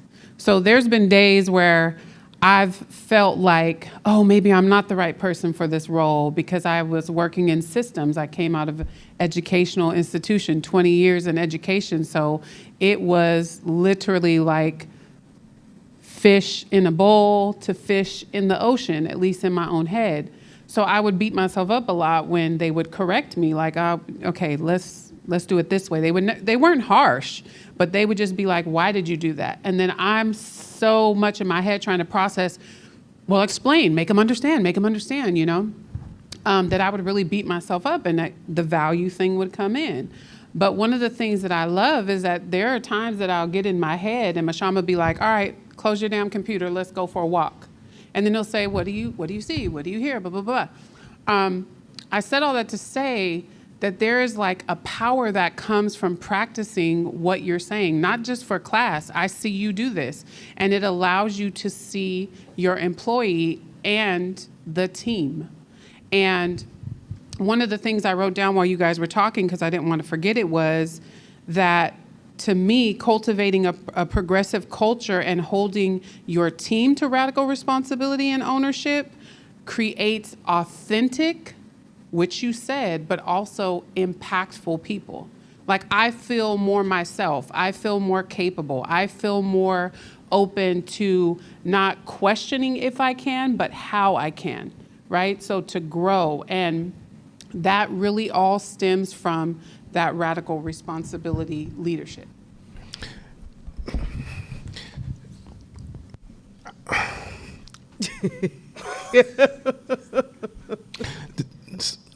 Well, you go ahead. I'll go after.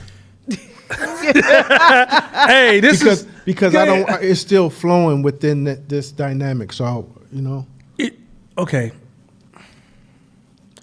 How my team became more powerful, how I became a fan of my team, is by forcing everybody, including myself, to practice radical responsibility. So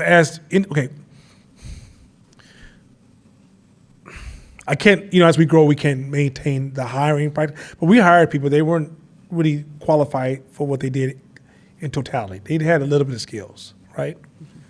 What allowed them to grow faster was by making each person claim radical responsibility. They took ownership. Dre was here the other day. We had a problem where we had some breakdown setups, right? And I was gonna come in and work on improving the class setup, the layout, right? So Dre said, yo, I'll take care of that for you. And Scott, I take care of that for you, right? So I came in a little early and I'm watching Dre take over, right? And I'm in awe. Mm-hmm. I'm in literally awe watching. This is somebody that I trained Dre photography, and then Dre eventually got into video. And it used to be Dre was so bad as far as managing spaces. This is honest truth, the guy's truth. I used to go, if I told Dre, hey, we're gonna do a video shoot at this event, I would be there before he got there and be like, no, man, set up, Dre, I'm gonna say, I don't trust you for shit. I'm gonna sit here because you're gonna fuck up my contracts. I'm asking Mashama in the early days, right? But I continue just to radical responsibility. So I would tell him, we have a conversation afterward, hey, here's things you can do better. And the more he started to perform, the more I backed the fuck up off of him. And then after a while, I started to tell people, no, that's the man right here. Mm-hmm. So Dre gets to the point, we can send him across the nation. People are like, oh my God, who did you send to us? Mm-hmm. His professionalism, the way he showed up, the way he delivered, the outcome of the work is absolutely superb, right? I sit with Dre, and now I sit with Dre, and what impresses me at Dre always had knowledge. He's always been smart. He didn't have radical responsibility. Once he took on radical responsibility, he went from being a boy to being a man. That's manhood. That's womanhood. The difference between womanhood and manhood is radical responsibility. For bazillion %. That's the difference. I don't know if that's a number, but 4 zillion %. That's the difference. It's not about machismo. It's not about it's not about. Let a man practice radical responsibility in his household and watch how his household moves different. Watch a woman practice radical responsibility. Watch how the household moves different. If one of those two don't own radical responsibility, the household will never. I remember I was talking to my goddaughter, and I was trying to introduce radical responsibility, and I said, look, if you don't practice radical responsibility, you will be the thought. Now, she's a baby, so she's not even in that space. But I was explaining to her because I seen men choose, good men, powerful men who choose a wife to partner with. They're looking for how she moves in the space of responsibility. If he senses that she's a child in a woman's body, he's going to kick it with her. But she ain't on the team. Ladies, those of y'all, am I lying, ladies who got married? That is one of the rules that when I was raised, as my great-grandmother raised me, she would say, Nana, when I was 5, you'll be the man of the family. These are your responsibilities. You want to learn how to master. I didn't know what she was doing. But I was so proud to take on when you 5, you just want to be part of the team. So if I had to go, cut the grass to be part of the manhood, I'm going to cut that grass, Grandma. Am I a man today? Yes, you are, baby. Keep working on responsibilities, right? So as I got older, I started looking around, and it stopped becoming a thing where a lot of men don't. You hear a man who has a woman, let's say me and Kaja's married, and then Kaja has a child with me. Me and Kaja breaks up, but she's not at Google right now. Mm-hmm. She's just Kaja who decided she wants to be an artist right now, right? And I get a phone call, Kaja is in a Honda Civic 1986. My responsibility is to put Kaja in a safer car because she's carrying my damn child around. Are you crazy? Yeah. You can't say, well, she's living off the child support. I don't give a shit she living off the child support. She probably need more money then. Stop tripping. Because if mama's suffering, do you really want a babysitter who's going mentally crazy around your child? Because she's the full-time babysitter when you're not around. I need her to be mentally healthy and happy. So that means that also before I even choose Kaja, that's part of my calculation of how I'm going to choose her. And if I feel that she got too far of a journey to travel to be a healthy, responsible person, I can't fuck with you like that. You cute and shit. You know what I'm saying? I'll see you on Thursday, but that's it. All right. Look here, I'm sorry. Oh, no. Radical. You see how radical responsibility bleeds off in everything. I think you bring up a excellent point, is a lot of our issues that we have are dynamics between us, even how we share children, that when we're not with each other, it's blame. It was your fault. It was your fault in the relationship. No, it was your fault in the relationship. Meanwhile, the child's suffering and nobody's taking responsibility. As a man, radical responsibility says, even though I'm not with you no more, I'm still your protector because you have my child. So by proxy, I have to protect you too. Even though I don't like you. I don't need to like you. I don't even gotta like you, but we have a child and I gotta protect you. And I gotta talk about, you could be some stank and I gotta talk about you in front of the child like you the God of the world. Absolutely. So that's part of protection. So I protect you in front of the child. I protect you in front of everybody. Man, I'm not ever talking about none of my baby mamas or ex-wives. You'll never hear me talk bad about them, ever. You know why? Because I chose them. You understand me? It's my responsibility. Yeah, that's what it was, baby. You know what I'm saying? I ain't gonna argue with you, pretty Tony. But I chose them. I hear a lot of women talk bad about my baby daddy, this natty, did my baby talk crazy about but you had sex with that dude. And you was with him. And you had a child with them. You picked him. So radical responsibility says, you know what?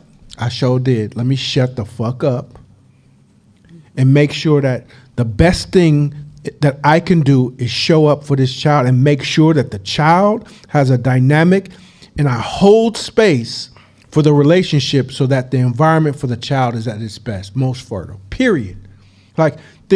When you literally start thinking different with radical responsibility, literally.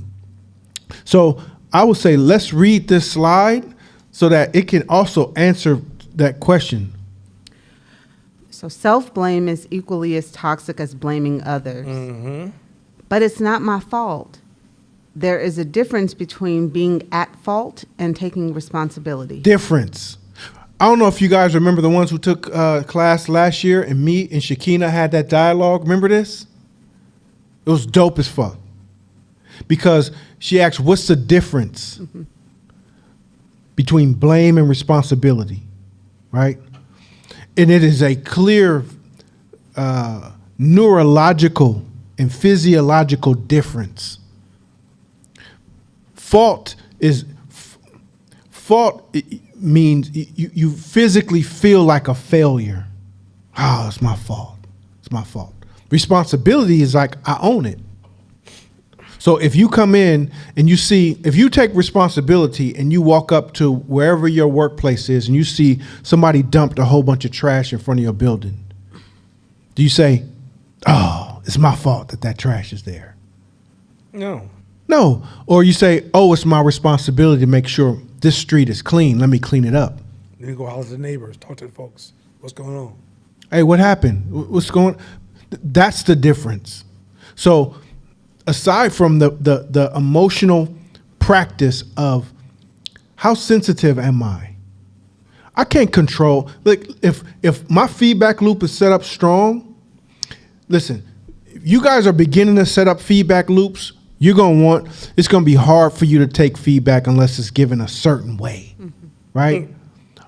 If it's not fed to me where I have no ill feelings, then now I can accept it. But over time, you get good, and your feedback loop channel gets wide. You can take it any way. So you don't have to say it to me perfectly for me to still institute it in my life. I'm going to try to find the nugget in it. So a lot of times feedback loops get dismissed because they're not perfect. But humans ain't perfect. The randomness of people, and I don't expect people around me to be working on this shit at all, actually. They're not going to be. So if I want my feedback loops to be set up strong, I have to be strong enough to receive them how they come. Hey, that's a piece of shit. Or that's trash. Or I don't like how you did that. Or here's a minute thing that you did that just turned me off. I got to be able to accept it all, even all the way down to like, oh, you know what, it was good, but you can sandwich the two goods and put the bad in the middle. However it comes, your feedback loops are your feedback loops, but those are the same with yourself. So if you internally can admit, hey, I was wrong right there. Okay, shit. The world's not going to be going to an end. The world's not going to end because you was.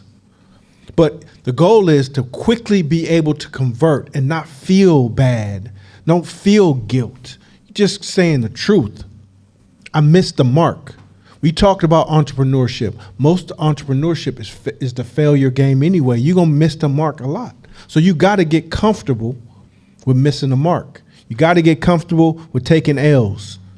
And if you hiding them and you scared to say it, then all you're doing is, like you talked about, creating walls that's preventing you from seeing your feedback. And at the end, is when those walls come tumbling down or the wind blows those walls, you can be like, well, shit, what's all this? You was hiding, cuz. You was straight hiding. Check this out. Watch this. So yeah, I told you I became pro-black when I was 22. I was a dashiki dude, mad as everybody. Walked around. This is when we didn't have phones. When I became pro-black like that. When they did, no, they didn't have cell phones like that. So I'm walking around with phones in a backpack. So I'm walking with a backpack full of books. Excuse my phone. Backpack full of books. They ain't got nothing to do with why I'm buff now. That's back then. And this is how I went to the next level of consciousness. So I used to blame white people all the time. White people cause this, systemic racism. I was that dude. I ran that script as harder than Umar Johnson had nothing on me, right? But here's the problem with that. If white people did this to me, which caused me to do this, it suggests that white people is the ending point. So my brain couldn't think past white people. You see what I just did? Once I started saying, they did this, well, what could I have done? So when I look at history now, I'm like, okay, they blew up this building. What did they do wrong and what could have we done differently? When you blame, it's the ending point of your strategical thinking. Once you stop blaming and going, okay, they did this, what's the counter strategy to that?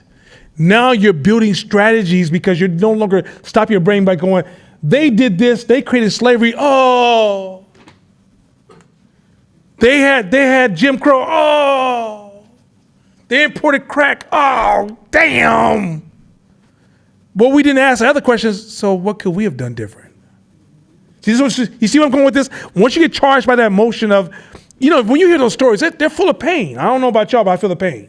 I can't watch slavery movies. I can't, y'all miss me on that, right? Because what it will do is it will trap me in emotion of anger, of slavery, and not see the strategy beyond. Right? Also, when you look at the world globally in history, you start even put things in different contexts. So as you open up the world and look at, what was people doing here? What were people doing here? What were people doing 100 years before this? What were happening in 1900s? What happened in 1800s, 1700s? All of a sudden, all this stuff changes differently. And all of a sudden, you start seeing all these strategical options you didn't even know was existing. Why is that important? Because getting black people out of this space is not stopping at white supremacy and feeling bad. It has to get to a point that we can get past that emotion of the blame and go, we could have did A, we could have did B, we could have approached it this way, we could have solved this. What did it tell me about humans at the time? I said this to court earlier. I said, if you stop demonizing white people as evil and just say they're humans, they're positioned different than you. If you just say that, you will see your course once you come into power and what could possibly happen for you.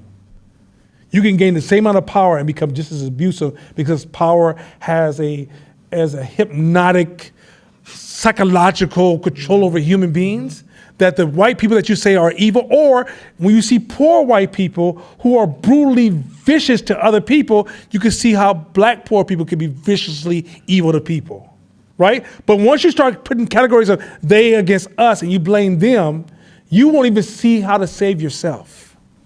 You see where I'm going with this shit? Like, this shit is so cold that I'm sure you sat around a circle before and you talked about injustice, whether it was political, religious, or spiritual.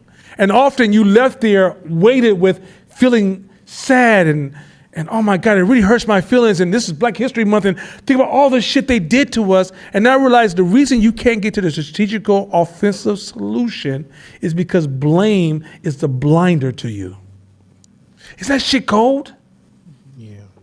Like you're gonna have to stop blaming everybody. White people, systemic race. System is just a system put in place, but a system is designed for a counter system.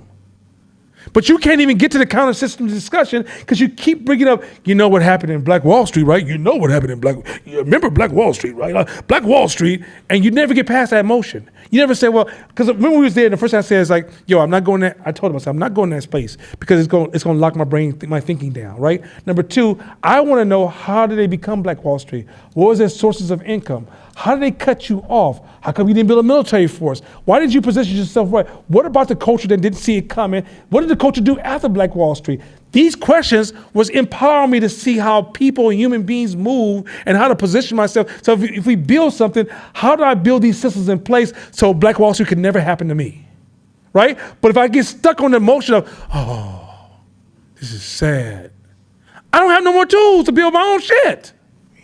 You guys, I'm still super pro-Black, but I don't sound like them dudes no more. I don't sound like Umar Johnson at all. Because Umar Johnson will get you charged up with what is evil about the other side, but never empower you to see the strategy of what that means. And if you say all human beings are good, I know y'all heard me say this before. Y'all thought I was trying to be corny or some old money first or some sellout undertones. I ain't got none of that shit going on with me. When I say all people are good, I was giving you a gateway on how to see solutions. Because every time I'm sitting in circles where folks are sitting around and they're doing a cipher about what's going on, somebody will always say, so what's the solution? And the responses are so generic and elementary, it makes me throw up in my mouth. That's why most activists can't build. Most activists can't build because they freeze their strategical thinking by being upset with the other. By blaming the other, it doesn't allow you to be the solution leader. I can tell a company's ran rights. When I meet a company that's grown like a nonprofit, because usually nonprofits, not many for-profits grow, they are activists. I'm talking about activist mindset. And when I meet a nonprofit that raised money with an activist mindset, they're so toxic, it's ridiculous. They're just waiting to destroy themselves. And they start hiring blame-based employees who, me and this and this and this and this and this. And when you watch them sit amongst each other, they don't even solve any fucking problems because they get snagged on shit that don't even matter because they're too damn toxic to solve their own fucking problems. I'm trying, like this shit is going to be, it is not going to be culturally supported. If you come to this side of the fence, you're not going to go on Facebook and talk about this shit and get likes. You're not going to get it. No, not at all. This ain't the hot shit to do. You will not be popular if you practice radical responsibility. But you will move in a way and get privileges that other people can get. I can see Jay-Z's radical responsibility movements when I watch him move, and everybody see it as they see him through envy. Because that's what's going to happen. When you start to grow, it's going to seem like somebody just put you on, or maybe some Illuminati called you up, yo, as long as you make this move right here, no, I got you, baby. It's going to feel like some magical trick happened behind the scene. It's because you are able to see the things that others can't see because they can't see beyond the line because blame got them locked in their walls. Yeah. Y'all see how cold this shit is? It's a cold game. And it's something, okay, let me be kind to you. You're not going to get this. You'll probably never be 100% perfect. You got to get to around 80, 90% though. There's going to be something that will catch you slipping. This one dude said, Cesar Chavez, he's a master radical responsibility. Cesar Chavez is spitting in his face, screaming at him. He said he had to use this technique called squeeze your palm so he would not go into a mindset of tit for tat. Because he said if he did for tit for tat, he would destroy the whole relationship. But by him creating pain in his hand, it allowed him to pull himself back because the pain took his focus off the pain that he was receiving from the person screaming at him, and he was able to reposition himself and still become the leader at the end of the outcome. Right? There's so many different techniques you're going to have to do, but the trick, one of the biggest tricks is pausing. Just fucking pause. Yo, there are times, especially on this journey, that the natural inclination for you to come out is to want to blame, want help, want to cry out, need some support. I just want somebody to come save the day. That's normal. That's normal. It's human. It's human. Like, I've been an entrepreneur for 20 plus years. And there are still times that when shit hits the fan and it's back to back to back and back to back and 4 or 5, 10 times in a row of having to come up with solutions, there still are times where I just want something to just fall from heaven and just save me today because I'm tired. Guess what? After about 5 minutes, I say, yo, you know what, Court? Ain't nobody coming. So dust your shit off, grab your pen and your pad, and start coming up with ideas. And let's prioritize those ideas and figure out a solution. Come on, man. Because as humans, it's normal. It's normal. If the end result of you is radical responsibility, when you open that door and your chest is back out, because here's the thing. As a leader, you also don't get the luxury to collapse in front of the people you leading. You ain't got that luxury. You understand Biden? You ain't got that luxury. You ain't got the luxury to break down in front of the people that you lead, and you don't. So, as an entrepreneur, radical responsibility says, we're going to figure this out. And you have your team or the people, your leadership team or your peers or whoever to go find a way to make it work. So if you are always breaking down and your employees come to you like, what you gonna do? And you like, well, I don't know what we gonna do. What are we gonna? Well, see, God. And they stay watching you having these emotional ups and downs, bro. It's not gonna. What's gonna happen is they're gonna log that in, and they're not gonna trust your leadership. So remember that. In relationships, it's the same. Remember that. So I say, can we go to the next slide? Because we've been on this one. Hey man, this is just, I told you I was gonna, Yeah, we killed it. this is a gateway. Yeah, we killed it. Shift from rigidity to curiosity. That's radical responsibility. Your curiosity will help you prevail in taking responsibility. Can you take some time? God damn, we don't have the time. But that also answers your question earlier. That's what I was about to say. Yeah, that's because a lot of us think radical responsibility is robustness or anti-fragile. That's not what we're talking about. We're saying shift all that blame stuff to like, okay, white supremacy is a thing, or whatever, or racism is a thing, whatever, right? Become curious about it. Become curious, like, why do white people do that? And when you learn about aristocracy, you'd be like, oh. When you learn about where humans were 100 years ago, you go, oh. When you learn neuroscience, oh, okay, this makes more sense. When you understand some of the natural selection rules, oh, that makes more, okay, this shit makes more, this called human shit. You always say, it shouldn't be that way. Stop acting like you're not human, you're human. Human beings, if he put on a red shirt, if we get a group of people put on a red shirt, another group of people in Hope put on blue shirts, and we kept you around for the weekend, over time you guys will start to fight. It's natural in your nature to fight the other, right? Because it's part of our survival mode. So racism is their tool or their survival. It just is what it is. Right? Well, then how's racism been defeated? That's what, see how curiosity is driving the conversation? Not, oh, shame them, or I'm wrong, and when I feel some kind of way, okay, why do I feel this kind of way? Okay, so I'm on the opposite side of the unfair part, or the unfair portion of life, right? So if I'm on the opposite side of the unfair portion, like, so I'm part of the group that's feeling like things are unfair. But you realize being human, you're often gonna fall in that space. So now it means I need to develop myself to get comfortable being in an unfair space, because the more I get upset with being unfair, that is a trigger my enemy could use to destroy me at any moment. Also, too, I'm trying to play God again. I should always be full of gold and riches, and I should go to heaven, and everybody should love me, and I should walk down the street and be celebrated. This is kind of a theme that we're running, assumption that we're running underneath the things we're saying. It's always running. It's assumption. It should be this way. It should be that way, right?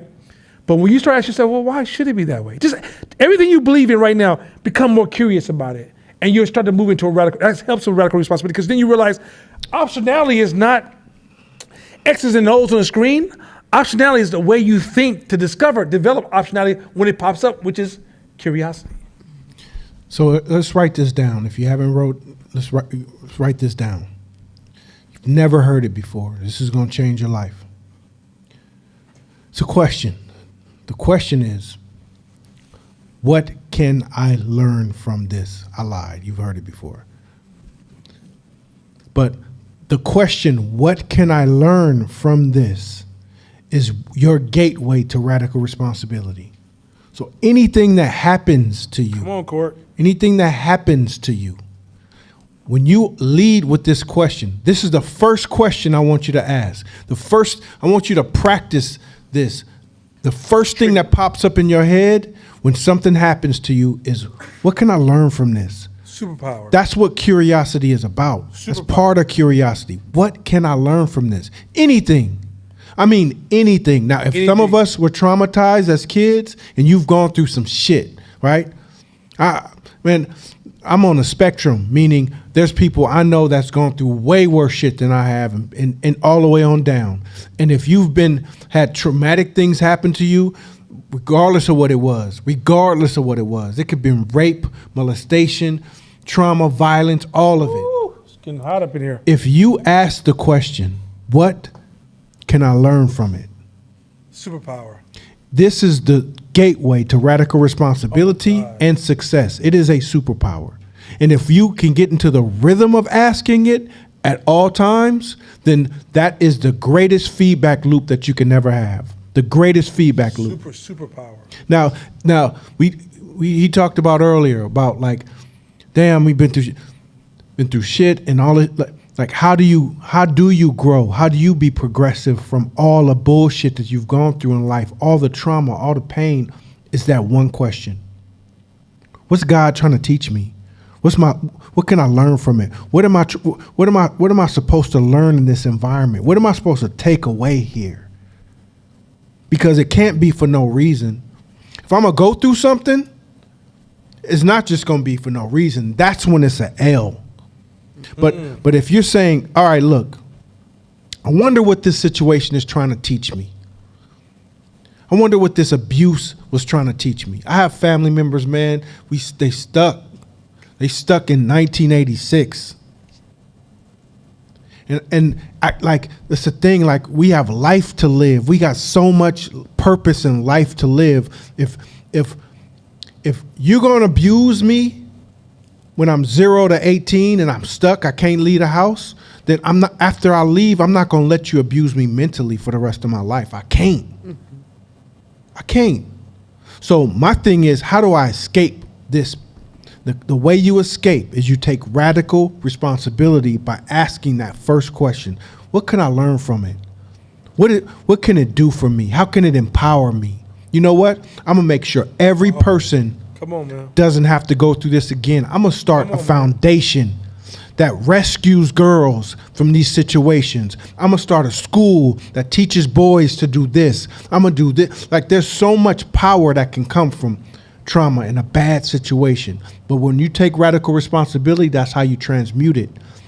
Transmutation of pain and trauma is your gateway. That's the key.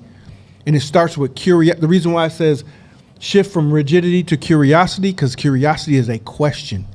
Come on, man. Being rigid goes back to the cognitive distortions that he talked about. Cognitive distortions like should, never, always. She should be doing this. See, that's why it never happens for me. Or it always happens to me. Those are cognitive distortions. Perfectionism, cognitive distortion. Those are literally mental disorders that we've grown or we adopted over our lifetime. But curiosity says, what can I learn? And if you're always doing that, your feedback loop becomes monstrous. It looks like you're a genius. And you can sit back and I was telling my nephew this on the way here, because we have a morning meeting every morning at 10 o'clock. It goes from 10 to 10:45-ish, depending. And my goal has always been to build this morning meeting up to where I don't even need to be there. I could just sit back and watch the ideas, them solve problems. It all happens without me. And so sometimes I'm sitting there and I got the fucking answer and I want to say it. I'm like, come on, y'all could do this. Just go. And so the dialogue starts to happen and the disagreements, and sometimes I fuck up. I'm like, the answer's A. Fuck. I should have waited. Because the goal is to always is go back and forth, ask questions, get into it. But rigidity keeps everybody in their box. I made that assumption, my cognitive dissonance kicked in, and I'm right. And I ain't budging. And all I do every time I talk is to argue my rightness. Come on, man. I'm just gonna argue my rightness. So I'm arguing my rightness, then you start arguing your rightness, and we just spent the hour on some bullshit. Mm-hmm. What can I learn? Your curiosity will help you prevail. Watch this in the book. This shit's cold. I'm gonna show you the difference between this from blame management and curiosity management. So blame management. So before I tell you the story, about 5 or maybe 7, 8 years ago, me and Danielle was having a lot of friction. Y'all know Danielle's a superstar, right? She's one of our superstars. Danielle is somebody that I also look up to for her contributions, and I love her her level of ownership and that she's grown into. But this is early Danielle when she didn't have the ownership, and I led her from a blame space at first. I used to show up to Danielle. Anybody knew me from my early days. It was silence may see some of this. Hey, what the fuck you doing? Don't do that shit tomorrow. See what happened. That's how I used to. I'm not lying. I was brutal, right? And I had my awakening. Oh shit, that shit don't work. As a matter of fact, you used to hear when you first came around, Tony was like, "Why don't you go back to the way you used to be, Donna?" Right? Because I was just like, "I'm gonna knock you down. And fuck, if you don't get up, then you're not meant to be standing in front of me." I really had that harsh moment because that's how I was raised, bro. That's where I was lived in. Like, yay, man, we got to knuckle up. We're gonna knuckle up, or we start shooting at each other. That's what we got to do. But that's not how you manage people. So this is I'm gonna read this in the book, but this reminds me of this is the old version of me. Who did it? Why did it happen? What's the root cause of this? Who participated in the chain of events that led to this? Who dropped the ball? Who's gonna fix it? That's whole nana. Let me tell you this is the part that I'm still, and I've gotten way better. I'm talking about like 80%. Matter of fact, people always say the new version of you, they kind of make a joke out of it, but they don't see that I'm practicing another level. Here's a curiosity. First, Nana, are you willing to take full responsibility for this situation? Radical responsibility. What do I really want out of this situation? Before you talk to Danielle, what do I want from her, right? If there were no obstacles, what would I be doing with my creative energy? Next, am I willing to learn whatever it is? Am I willing to learn whatever it is I most need to learn about this situation? So if I want to ask myself, I want to learn whatever I need to learn from the situation, but also I need to ask myself, what is it I don't know about the situation? What do I need to learn about this, right? Am I willing to see all others involved as my allies? Are you willing to see white people as your allies? Did you push them away? Because remember, radical responsibility, I pushed you away, right? Or did I pull you in and say, Daniel's my ally? See, because if you lost my money, I'm trying to push you away. You done lost $5,000. If you fall off this goddamn table, good luck, right? That's the old nana. I had to bring her in. I remember the first time we went for a walk, I said, Danielle, hey, what happened? Different tone. Now, yo, what the fuck happened? That's old Nana. Trying to be like, trying, all right? How can I play with the situation? Play with the situation. That means you have to step so far back, you can move it around, play with it, right? Where and when do I feel most alive? It's about me. What's going on inside of me that I'm feeling this kind of way? Like, pay attention to the way you're feeling when you're dealing with the world. Because, okay, if I'm feeling negative, I say something positive, I still gonna say it in a negative way. If I'm feeling negative, I say something positive, I'm still going to say it. You can say to yourself, what I said was positive. No, you felt negative, so it's going to come out, but it's going to be unnoticeable to you. Other animals will pick up on it. So if I say to Ty, I can say, hey, Ty, where's my stuff at? If I'm feeling negative, I can say like this, Ty, where's my stuff at? That subtlety may not register to my brain, but to him, he feels accused, right? What am I distracting myself from doing or knowing? What am I distracting myself from doing or keyword knowing? If you're not practicing this other side, you don't know you won't see it. Amongst people who practice radical responsibility, you're going to look stupid. I'm saying it in a harsh way just to drive a point. They're not going to process it as you're being stupid. They will process it with empathy and sympathy in some cases, right? I'm saying to you, the gap between how you see the world and how you make decisions and how you manage the world is going to be this huge when you practice in the blame space. When you get into curious space, you're going to literally ask questions that's going to fuel the growth of strategy. Business is not a tic-tac-toe where you put the X here and they put the zero, because then you put the X here, and if they don't put the zero here, you're going to win. If they just continue to do the same thing, we're going to keep having draws, right? But tic-tac-toe is a predictable game for those who understand games. Many of us move so predictable in our gaming methodologies because we have never allowed ourselves to evolve and grow our game because we're never curious to ask the questions to get past our own limitations. And so when you move amongst your employees from a space of curiosity, you're like, okay, the client called me, was upset. Hey, what happened? What happened here? What happened here? What happened here? I had a client recently from San Francisco. We're doing this event. She calls me up, hey, and she's saying some mean shit like, yeah, we're paying you enough to have this thing taken care of. I don't understand why it's not taken care of. Ain't never talked to me. Like, I don't do low contracts. So if you pay me anywhere from 50 to $500,000, right? You don't talk to me a certain kind of way. So first time, I said, okay, this white woman did not just tell you I paid you enough. You only paying me close to 50. You're not qualified to talk to me like that. But okay, I'm letting it go. Then she came from my employees. She started saying these little snarky things in her email. Okay. So I sit down with my team, hey, what's going on? What are we doing wrong? What are we missing? Discovered key thing. Yo, we're behind the client. We're not in front of the client. How do you get behind the client? What do you need? What do you need? What do you need? What do you need? You're behind. Getting in front of the client is, hey, follow me. Let me take you to where you want to go. First, let me gain clear understanding. What do you want?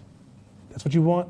Okay, follow me. I'm going to take you through experience. And I'm going to constantly pull you to the experience to the point you never get a chance to take leadership, right? So first thing I sat down with Tennille, I was like, Tennille and Mashama, let's sit down. That's game right there, just letting y'all know.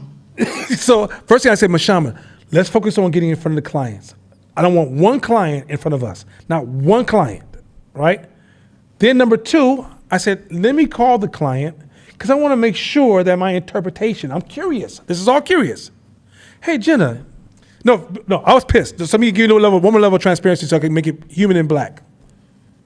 I called Mashama, this motherfucker say one more word to me, man, I swear to God, she got me fucked up. That's my first response. I'm being 100% transparent.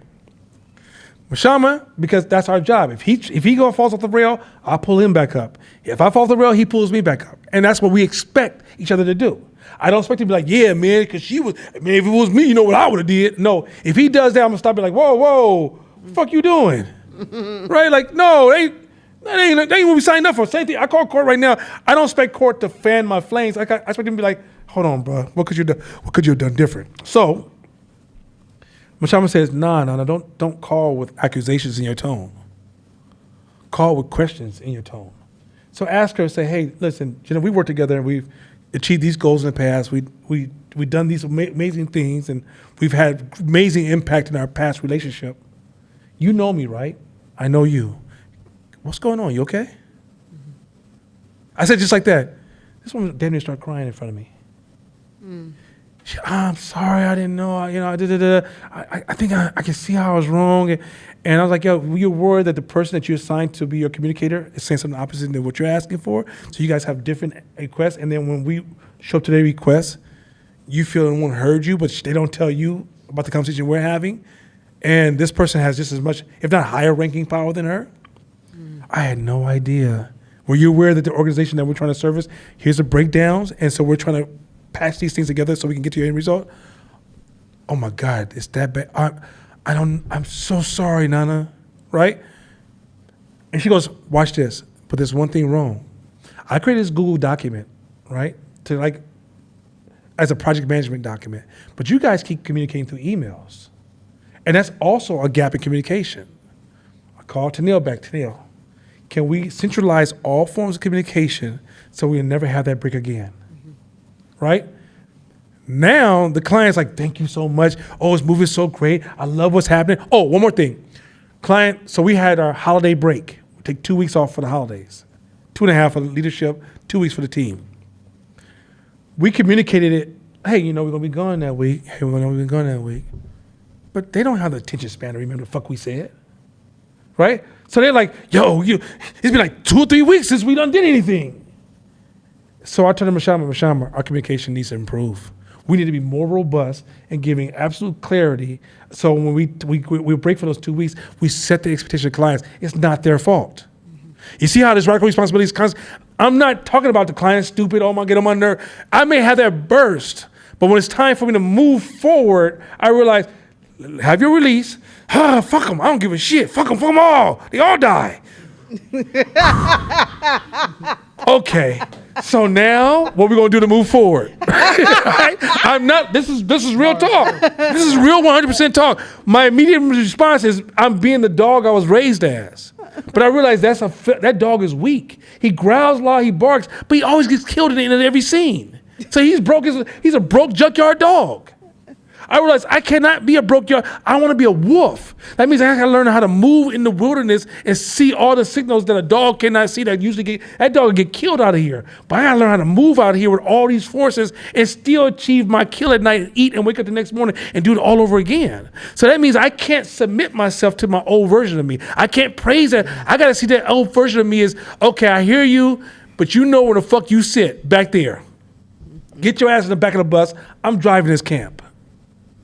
You get where I'm going with this? This shit is so cold. This is the gateway. Y'all always want, how do you learn more strategy? The gateway. Don't go past here. If you don't get this, the rest of the shit ain't gonna make no more sense. It don't matter. The whole year don't matter. None of this shit matters. I'll say this. It's hard. And it's gonna be hella hard. And you're gonna have to change versions of who you are. I know. Every day. It sucks. But what sucks more is being broke and being a failure and not achieving your dreams. That's what sucks more. Or losing all the shit you did build. Or losing everything you did build. Now there's a story, it's a true story, that because I like to study animals' nature, it gives me a lot of game of how we are as humans. But you think about an eagle. An eagle lives to be about 70 years old. An eagle can live 70 years old. But did y'all know? That's tight. I don't know that. At 40, the eagle's busted, worn out. He worn out. The feathers is worn out. His claws ain't sharp no more, and his beak ain't sharp at all. So he can't grasp stuff with his beak. He can't grab with his talons, and his feathers is worn out. So every eagle around the age of 40 has a crossroads. They die because of starvation, because they can't hunt. They're worn out. Or they go up to the top of the mountains and they literally break their beak into the rock. And they bust their face into the rock until their beak falls off. And they grow a new beak. Wow. And they take that new beak and they pick the nails off, the talons off. And they grow new talons. And all this shit is excruciatingly painful. Then they take their talons and their beaks and they rip their feathers off. And they grow new feathers. And they live another 30 fucking years. That's a dope ass story. Hey. Do you hear what I'm saying? Hey, that's just, if you tie that to the psychological part of the story, that shit is so much fire because when you're making this change, which we're going to get into when we get to next week's press secretary, I'm going to show you how painful that change is. Press secretary is really about that change. And it's going to hurt so bad to the point that when you try to go against it, you're going to not be, literally your mouth won't move. So my point is, yes, this shit's going to be hard. And yes, you're going to have to make tough decisions. And no, it's not going to be comfortable. It's going to be uncomfortable. And you're going to have to break some of your beaks. The ones you used your whole life that's worked for you, you're going to have to break them. And rip the feathers out and break. You're going to have to do it. But do you want it or do you not? Because your extra 30 years, almost double your life, the whole other side of your life is sitting right there for you. Unless you just hella scary. Fear, baby. Toxic fear. That's all I got. Hey, no, bro, listen, man. You guys have any questions or anything that resonated that you want to share or anything you want to say real quick before you go home? Because that if you could really buy that story, psychologically it's that rough for you. It's really that rough. I know that sounds like if you go, ugh, when you really start to implement this strategy, it's going to feel that way in your brain. So that story is so perfect because I can tell you as somebody who started converting, that shit was not easy. I want to blame sometimes so bad. Sometimes I'd be at home blaming for fun.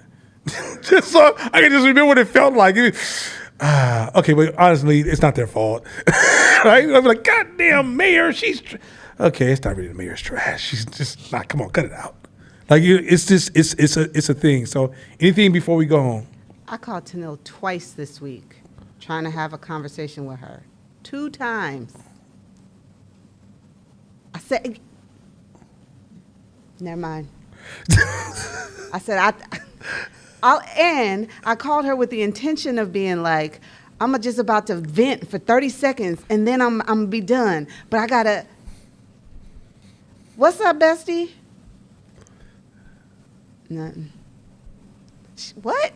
I said, I was gonna say some shit that I can't even say. Never mind, I'm gone. Twice this week that I was like, it ain't. Fuck it. Yeah, you gotta have that. I mean, respect the human in you, and you'll get through this. If you treat yourself like a avatar or a robot, you're not gonna do this. You won't because you'll shame yourself out of this. Man, I kept hearing. Do you even really care? And I was like, fuck, no, fine. Give her a minute. She just needs a minute to herself. Go ahead. Go silence. Somebody get a microphone to silence. Just, honey, why are you always snacking? There you go. There's one right behind you. I'll turn the microphone. Yeah, there you go. First thing I want to say is I got to start watching goddamn Animal Planet. That story was fire as shit, man. Yeah, it's fire. Bro. And then I got this is altering. Like I got a lot of blame inner instinct that I feel like it's a knee-jerk reaction. Yeah, I start working on. So that's real talk. Yep. Anybody else before we go? Fern got some. Oh, Pastor Fern. Okay, here you go. Just turn it on. You should be good. Now, you asked if it resonated, and it resonated heavily. I actually had an incident today where I told you about this dude who I was like, man, this motherfucker, no kids up in here. This motherfucker, like, bypassed me, that I introduced him to all the people in the space, and you told me, that's your fault. Because you didn't show him how to act. You know, basically, I didn't show him how to treat me. And so he stepped over me in that space, and he hit me today. Like, let's go to dinner. I was like, man, fuck this motherfucker. And then I hit him back like, this is an opportunity for me to dig in and be curious. So at first, I kind of threw him off like, you know, I'm busy, and this is the busiest week of the year for us. And then I went back to the text messages and was like, how is your family doing? Let's make some time after this. Because in that moment, it allowed me to realize I have an opportunity not only to learn what was going on, but also to flip it and see how I can get more money from the situation in the future. That's huge. That's huge, because a lot of people, y'all don't get paid because you get stuck behind that space. That space right there. When you lean into the curiosity, she'll find strategies she didn't even know existed before. She's about to upgrade herself in ways she didn't even have a plan for. But if she stayed behind that wall of blaming the guy that she's talking about, she's gonna be saying, these men are toxic, they don't see us, whatever. Fuck all they talking about. Broke as fuck. Just the best whining. She's just the new whinings. Anybody else before we go home? Yo, with that being said, if the questions pop up next week, let's start them at the beginning of class. We're going to jump back into the press secretary next week, but we're going to give a recap on this space here. Court talked about this at the gym today. He's like, this is not going to be the end of this. This is going to keep coming up throughout the year, because this really, if you don't get this, once again, if you can't capture the balancing feedback loop, if you can't sense it, then even when you're out there using these tools, you're using them, it's almost like you're shooting guns in the desert and you ain't killed nothing. You ain't shot nothing. You ain't hit a target. You should just be flying till it falls down. Because in fact, it's like part of being excellent in applying strategy is you got to be able to read the moments correctly and make the calls. And if you can't read the moment to make the call, you're a smart-ass person that moves in a dumbass way. That being said, as they say in Bangladesh, I see y'all next week, people.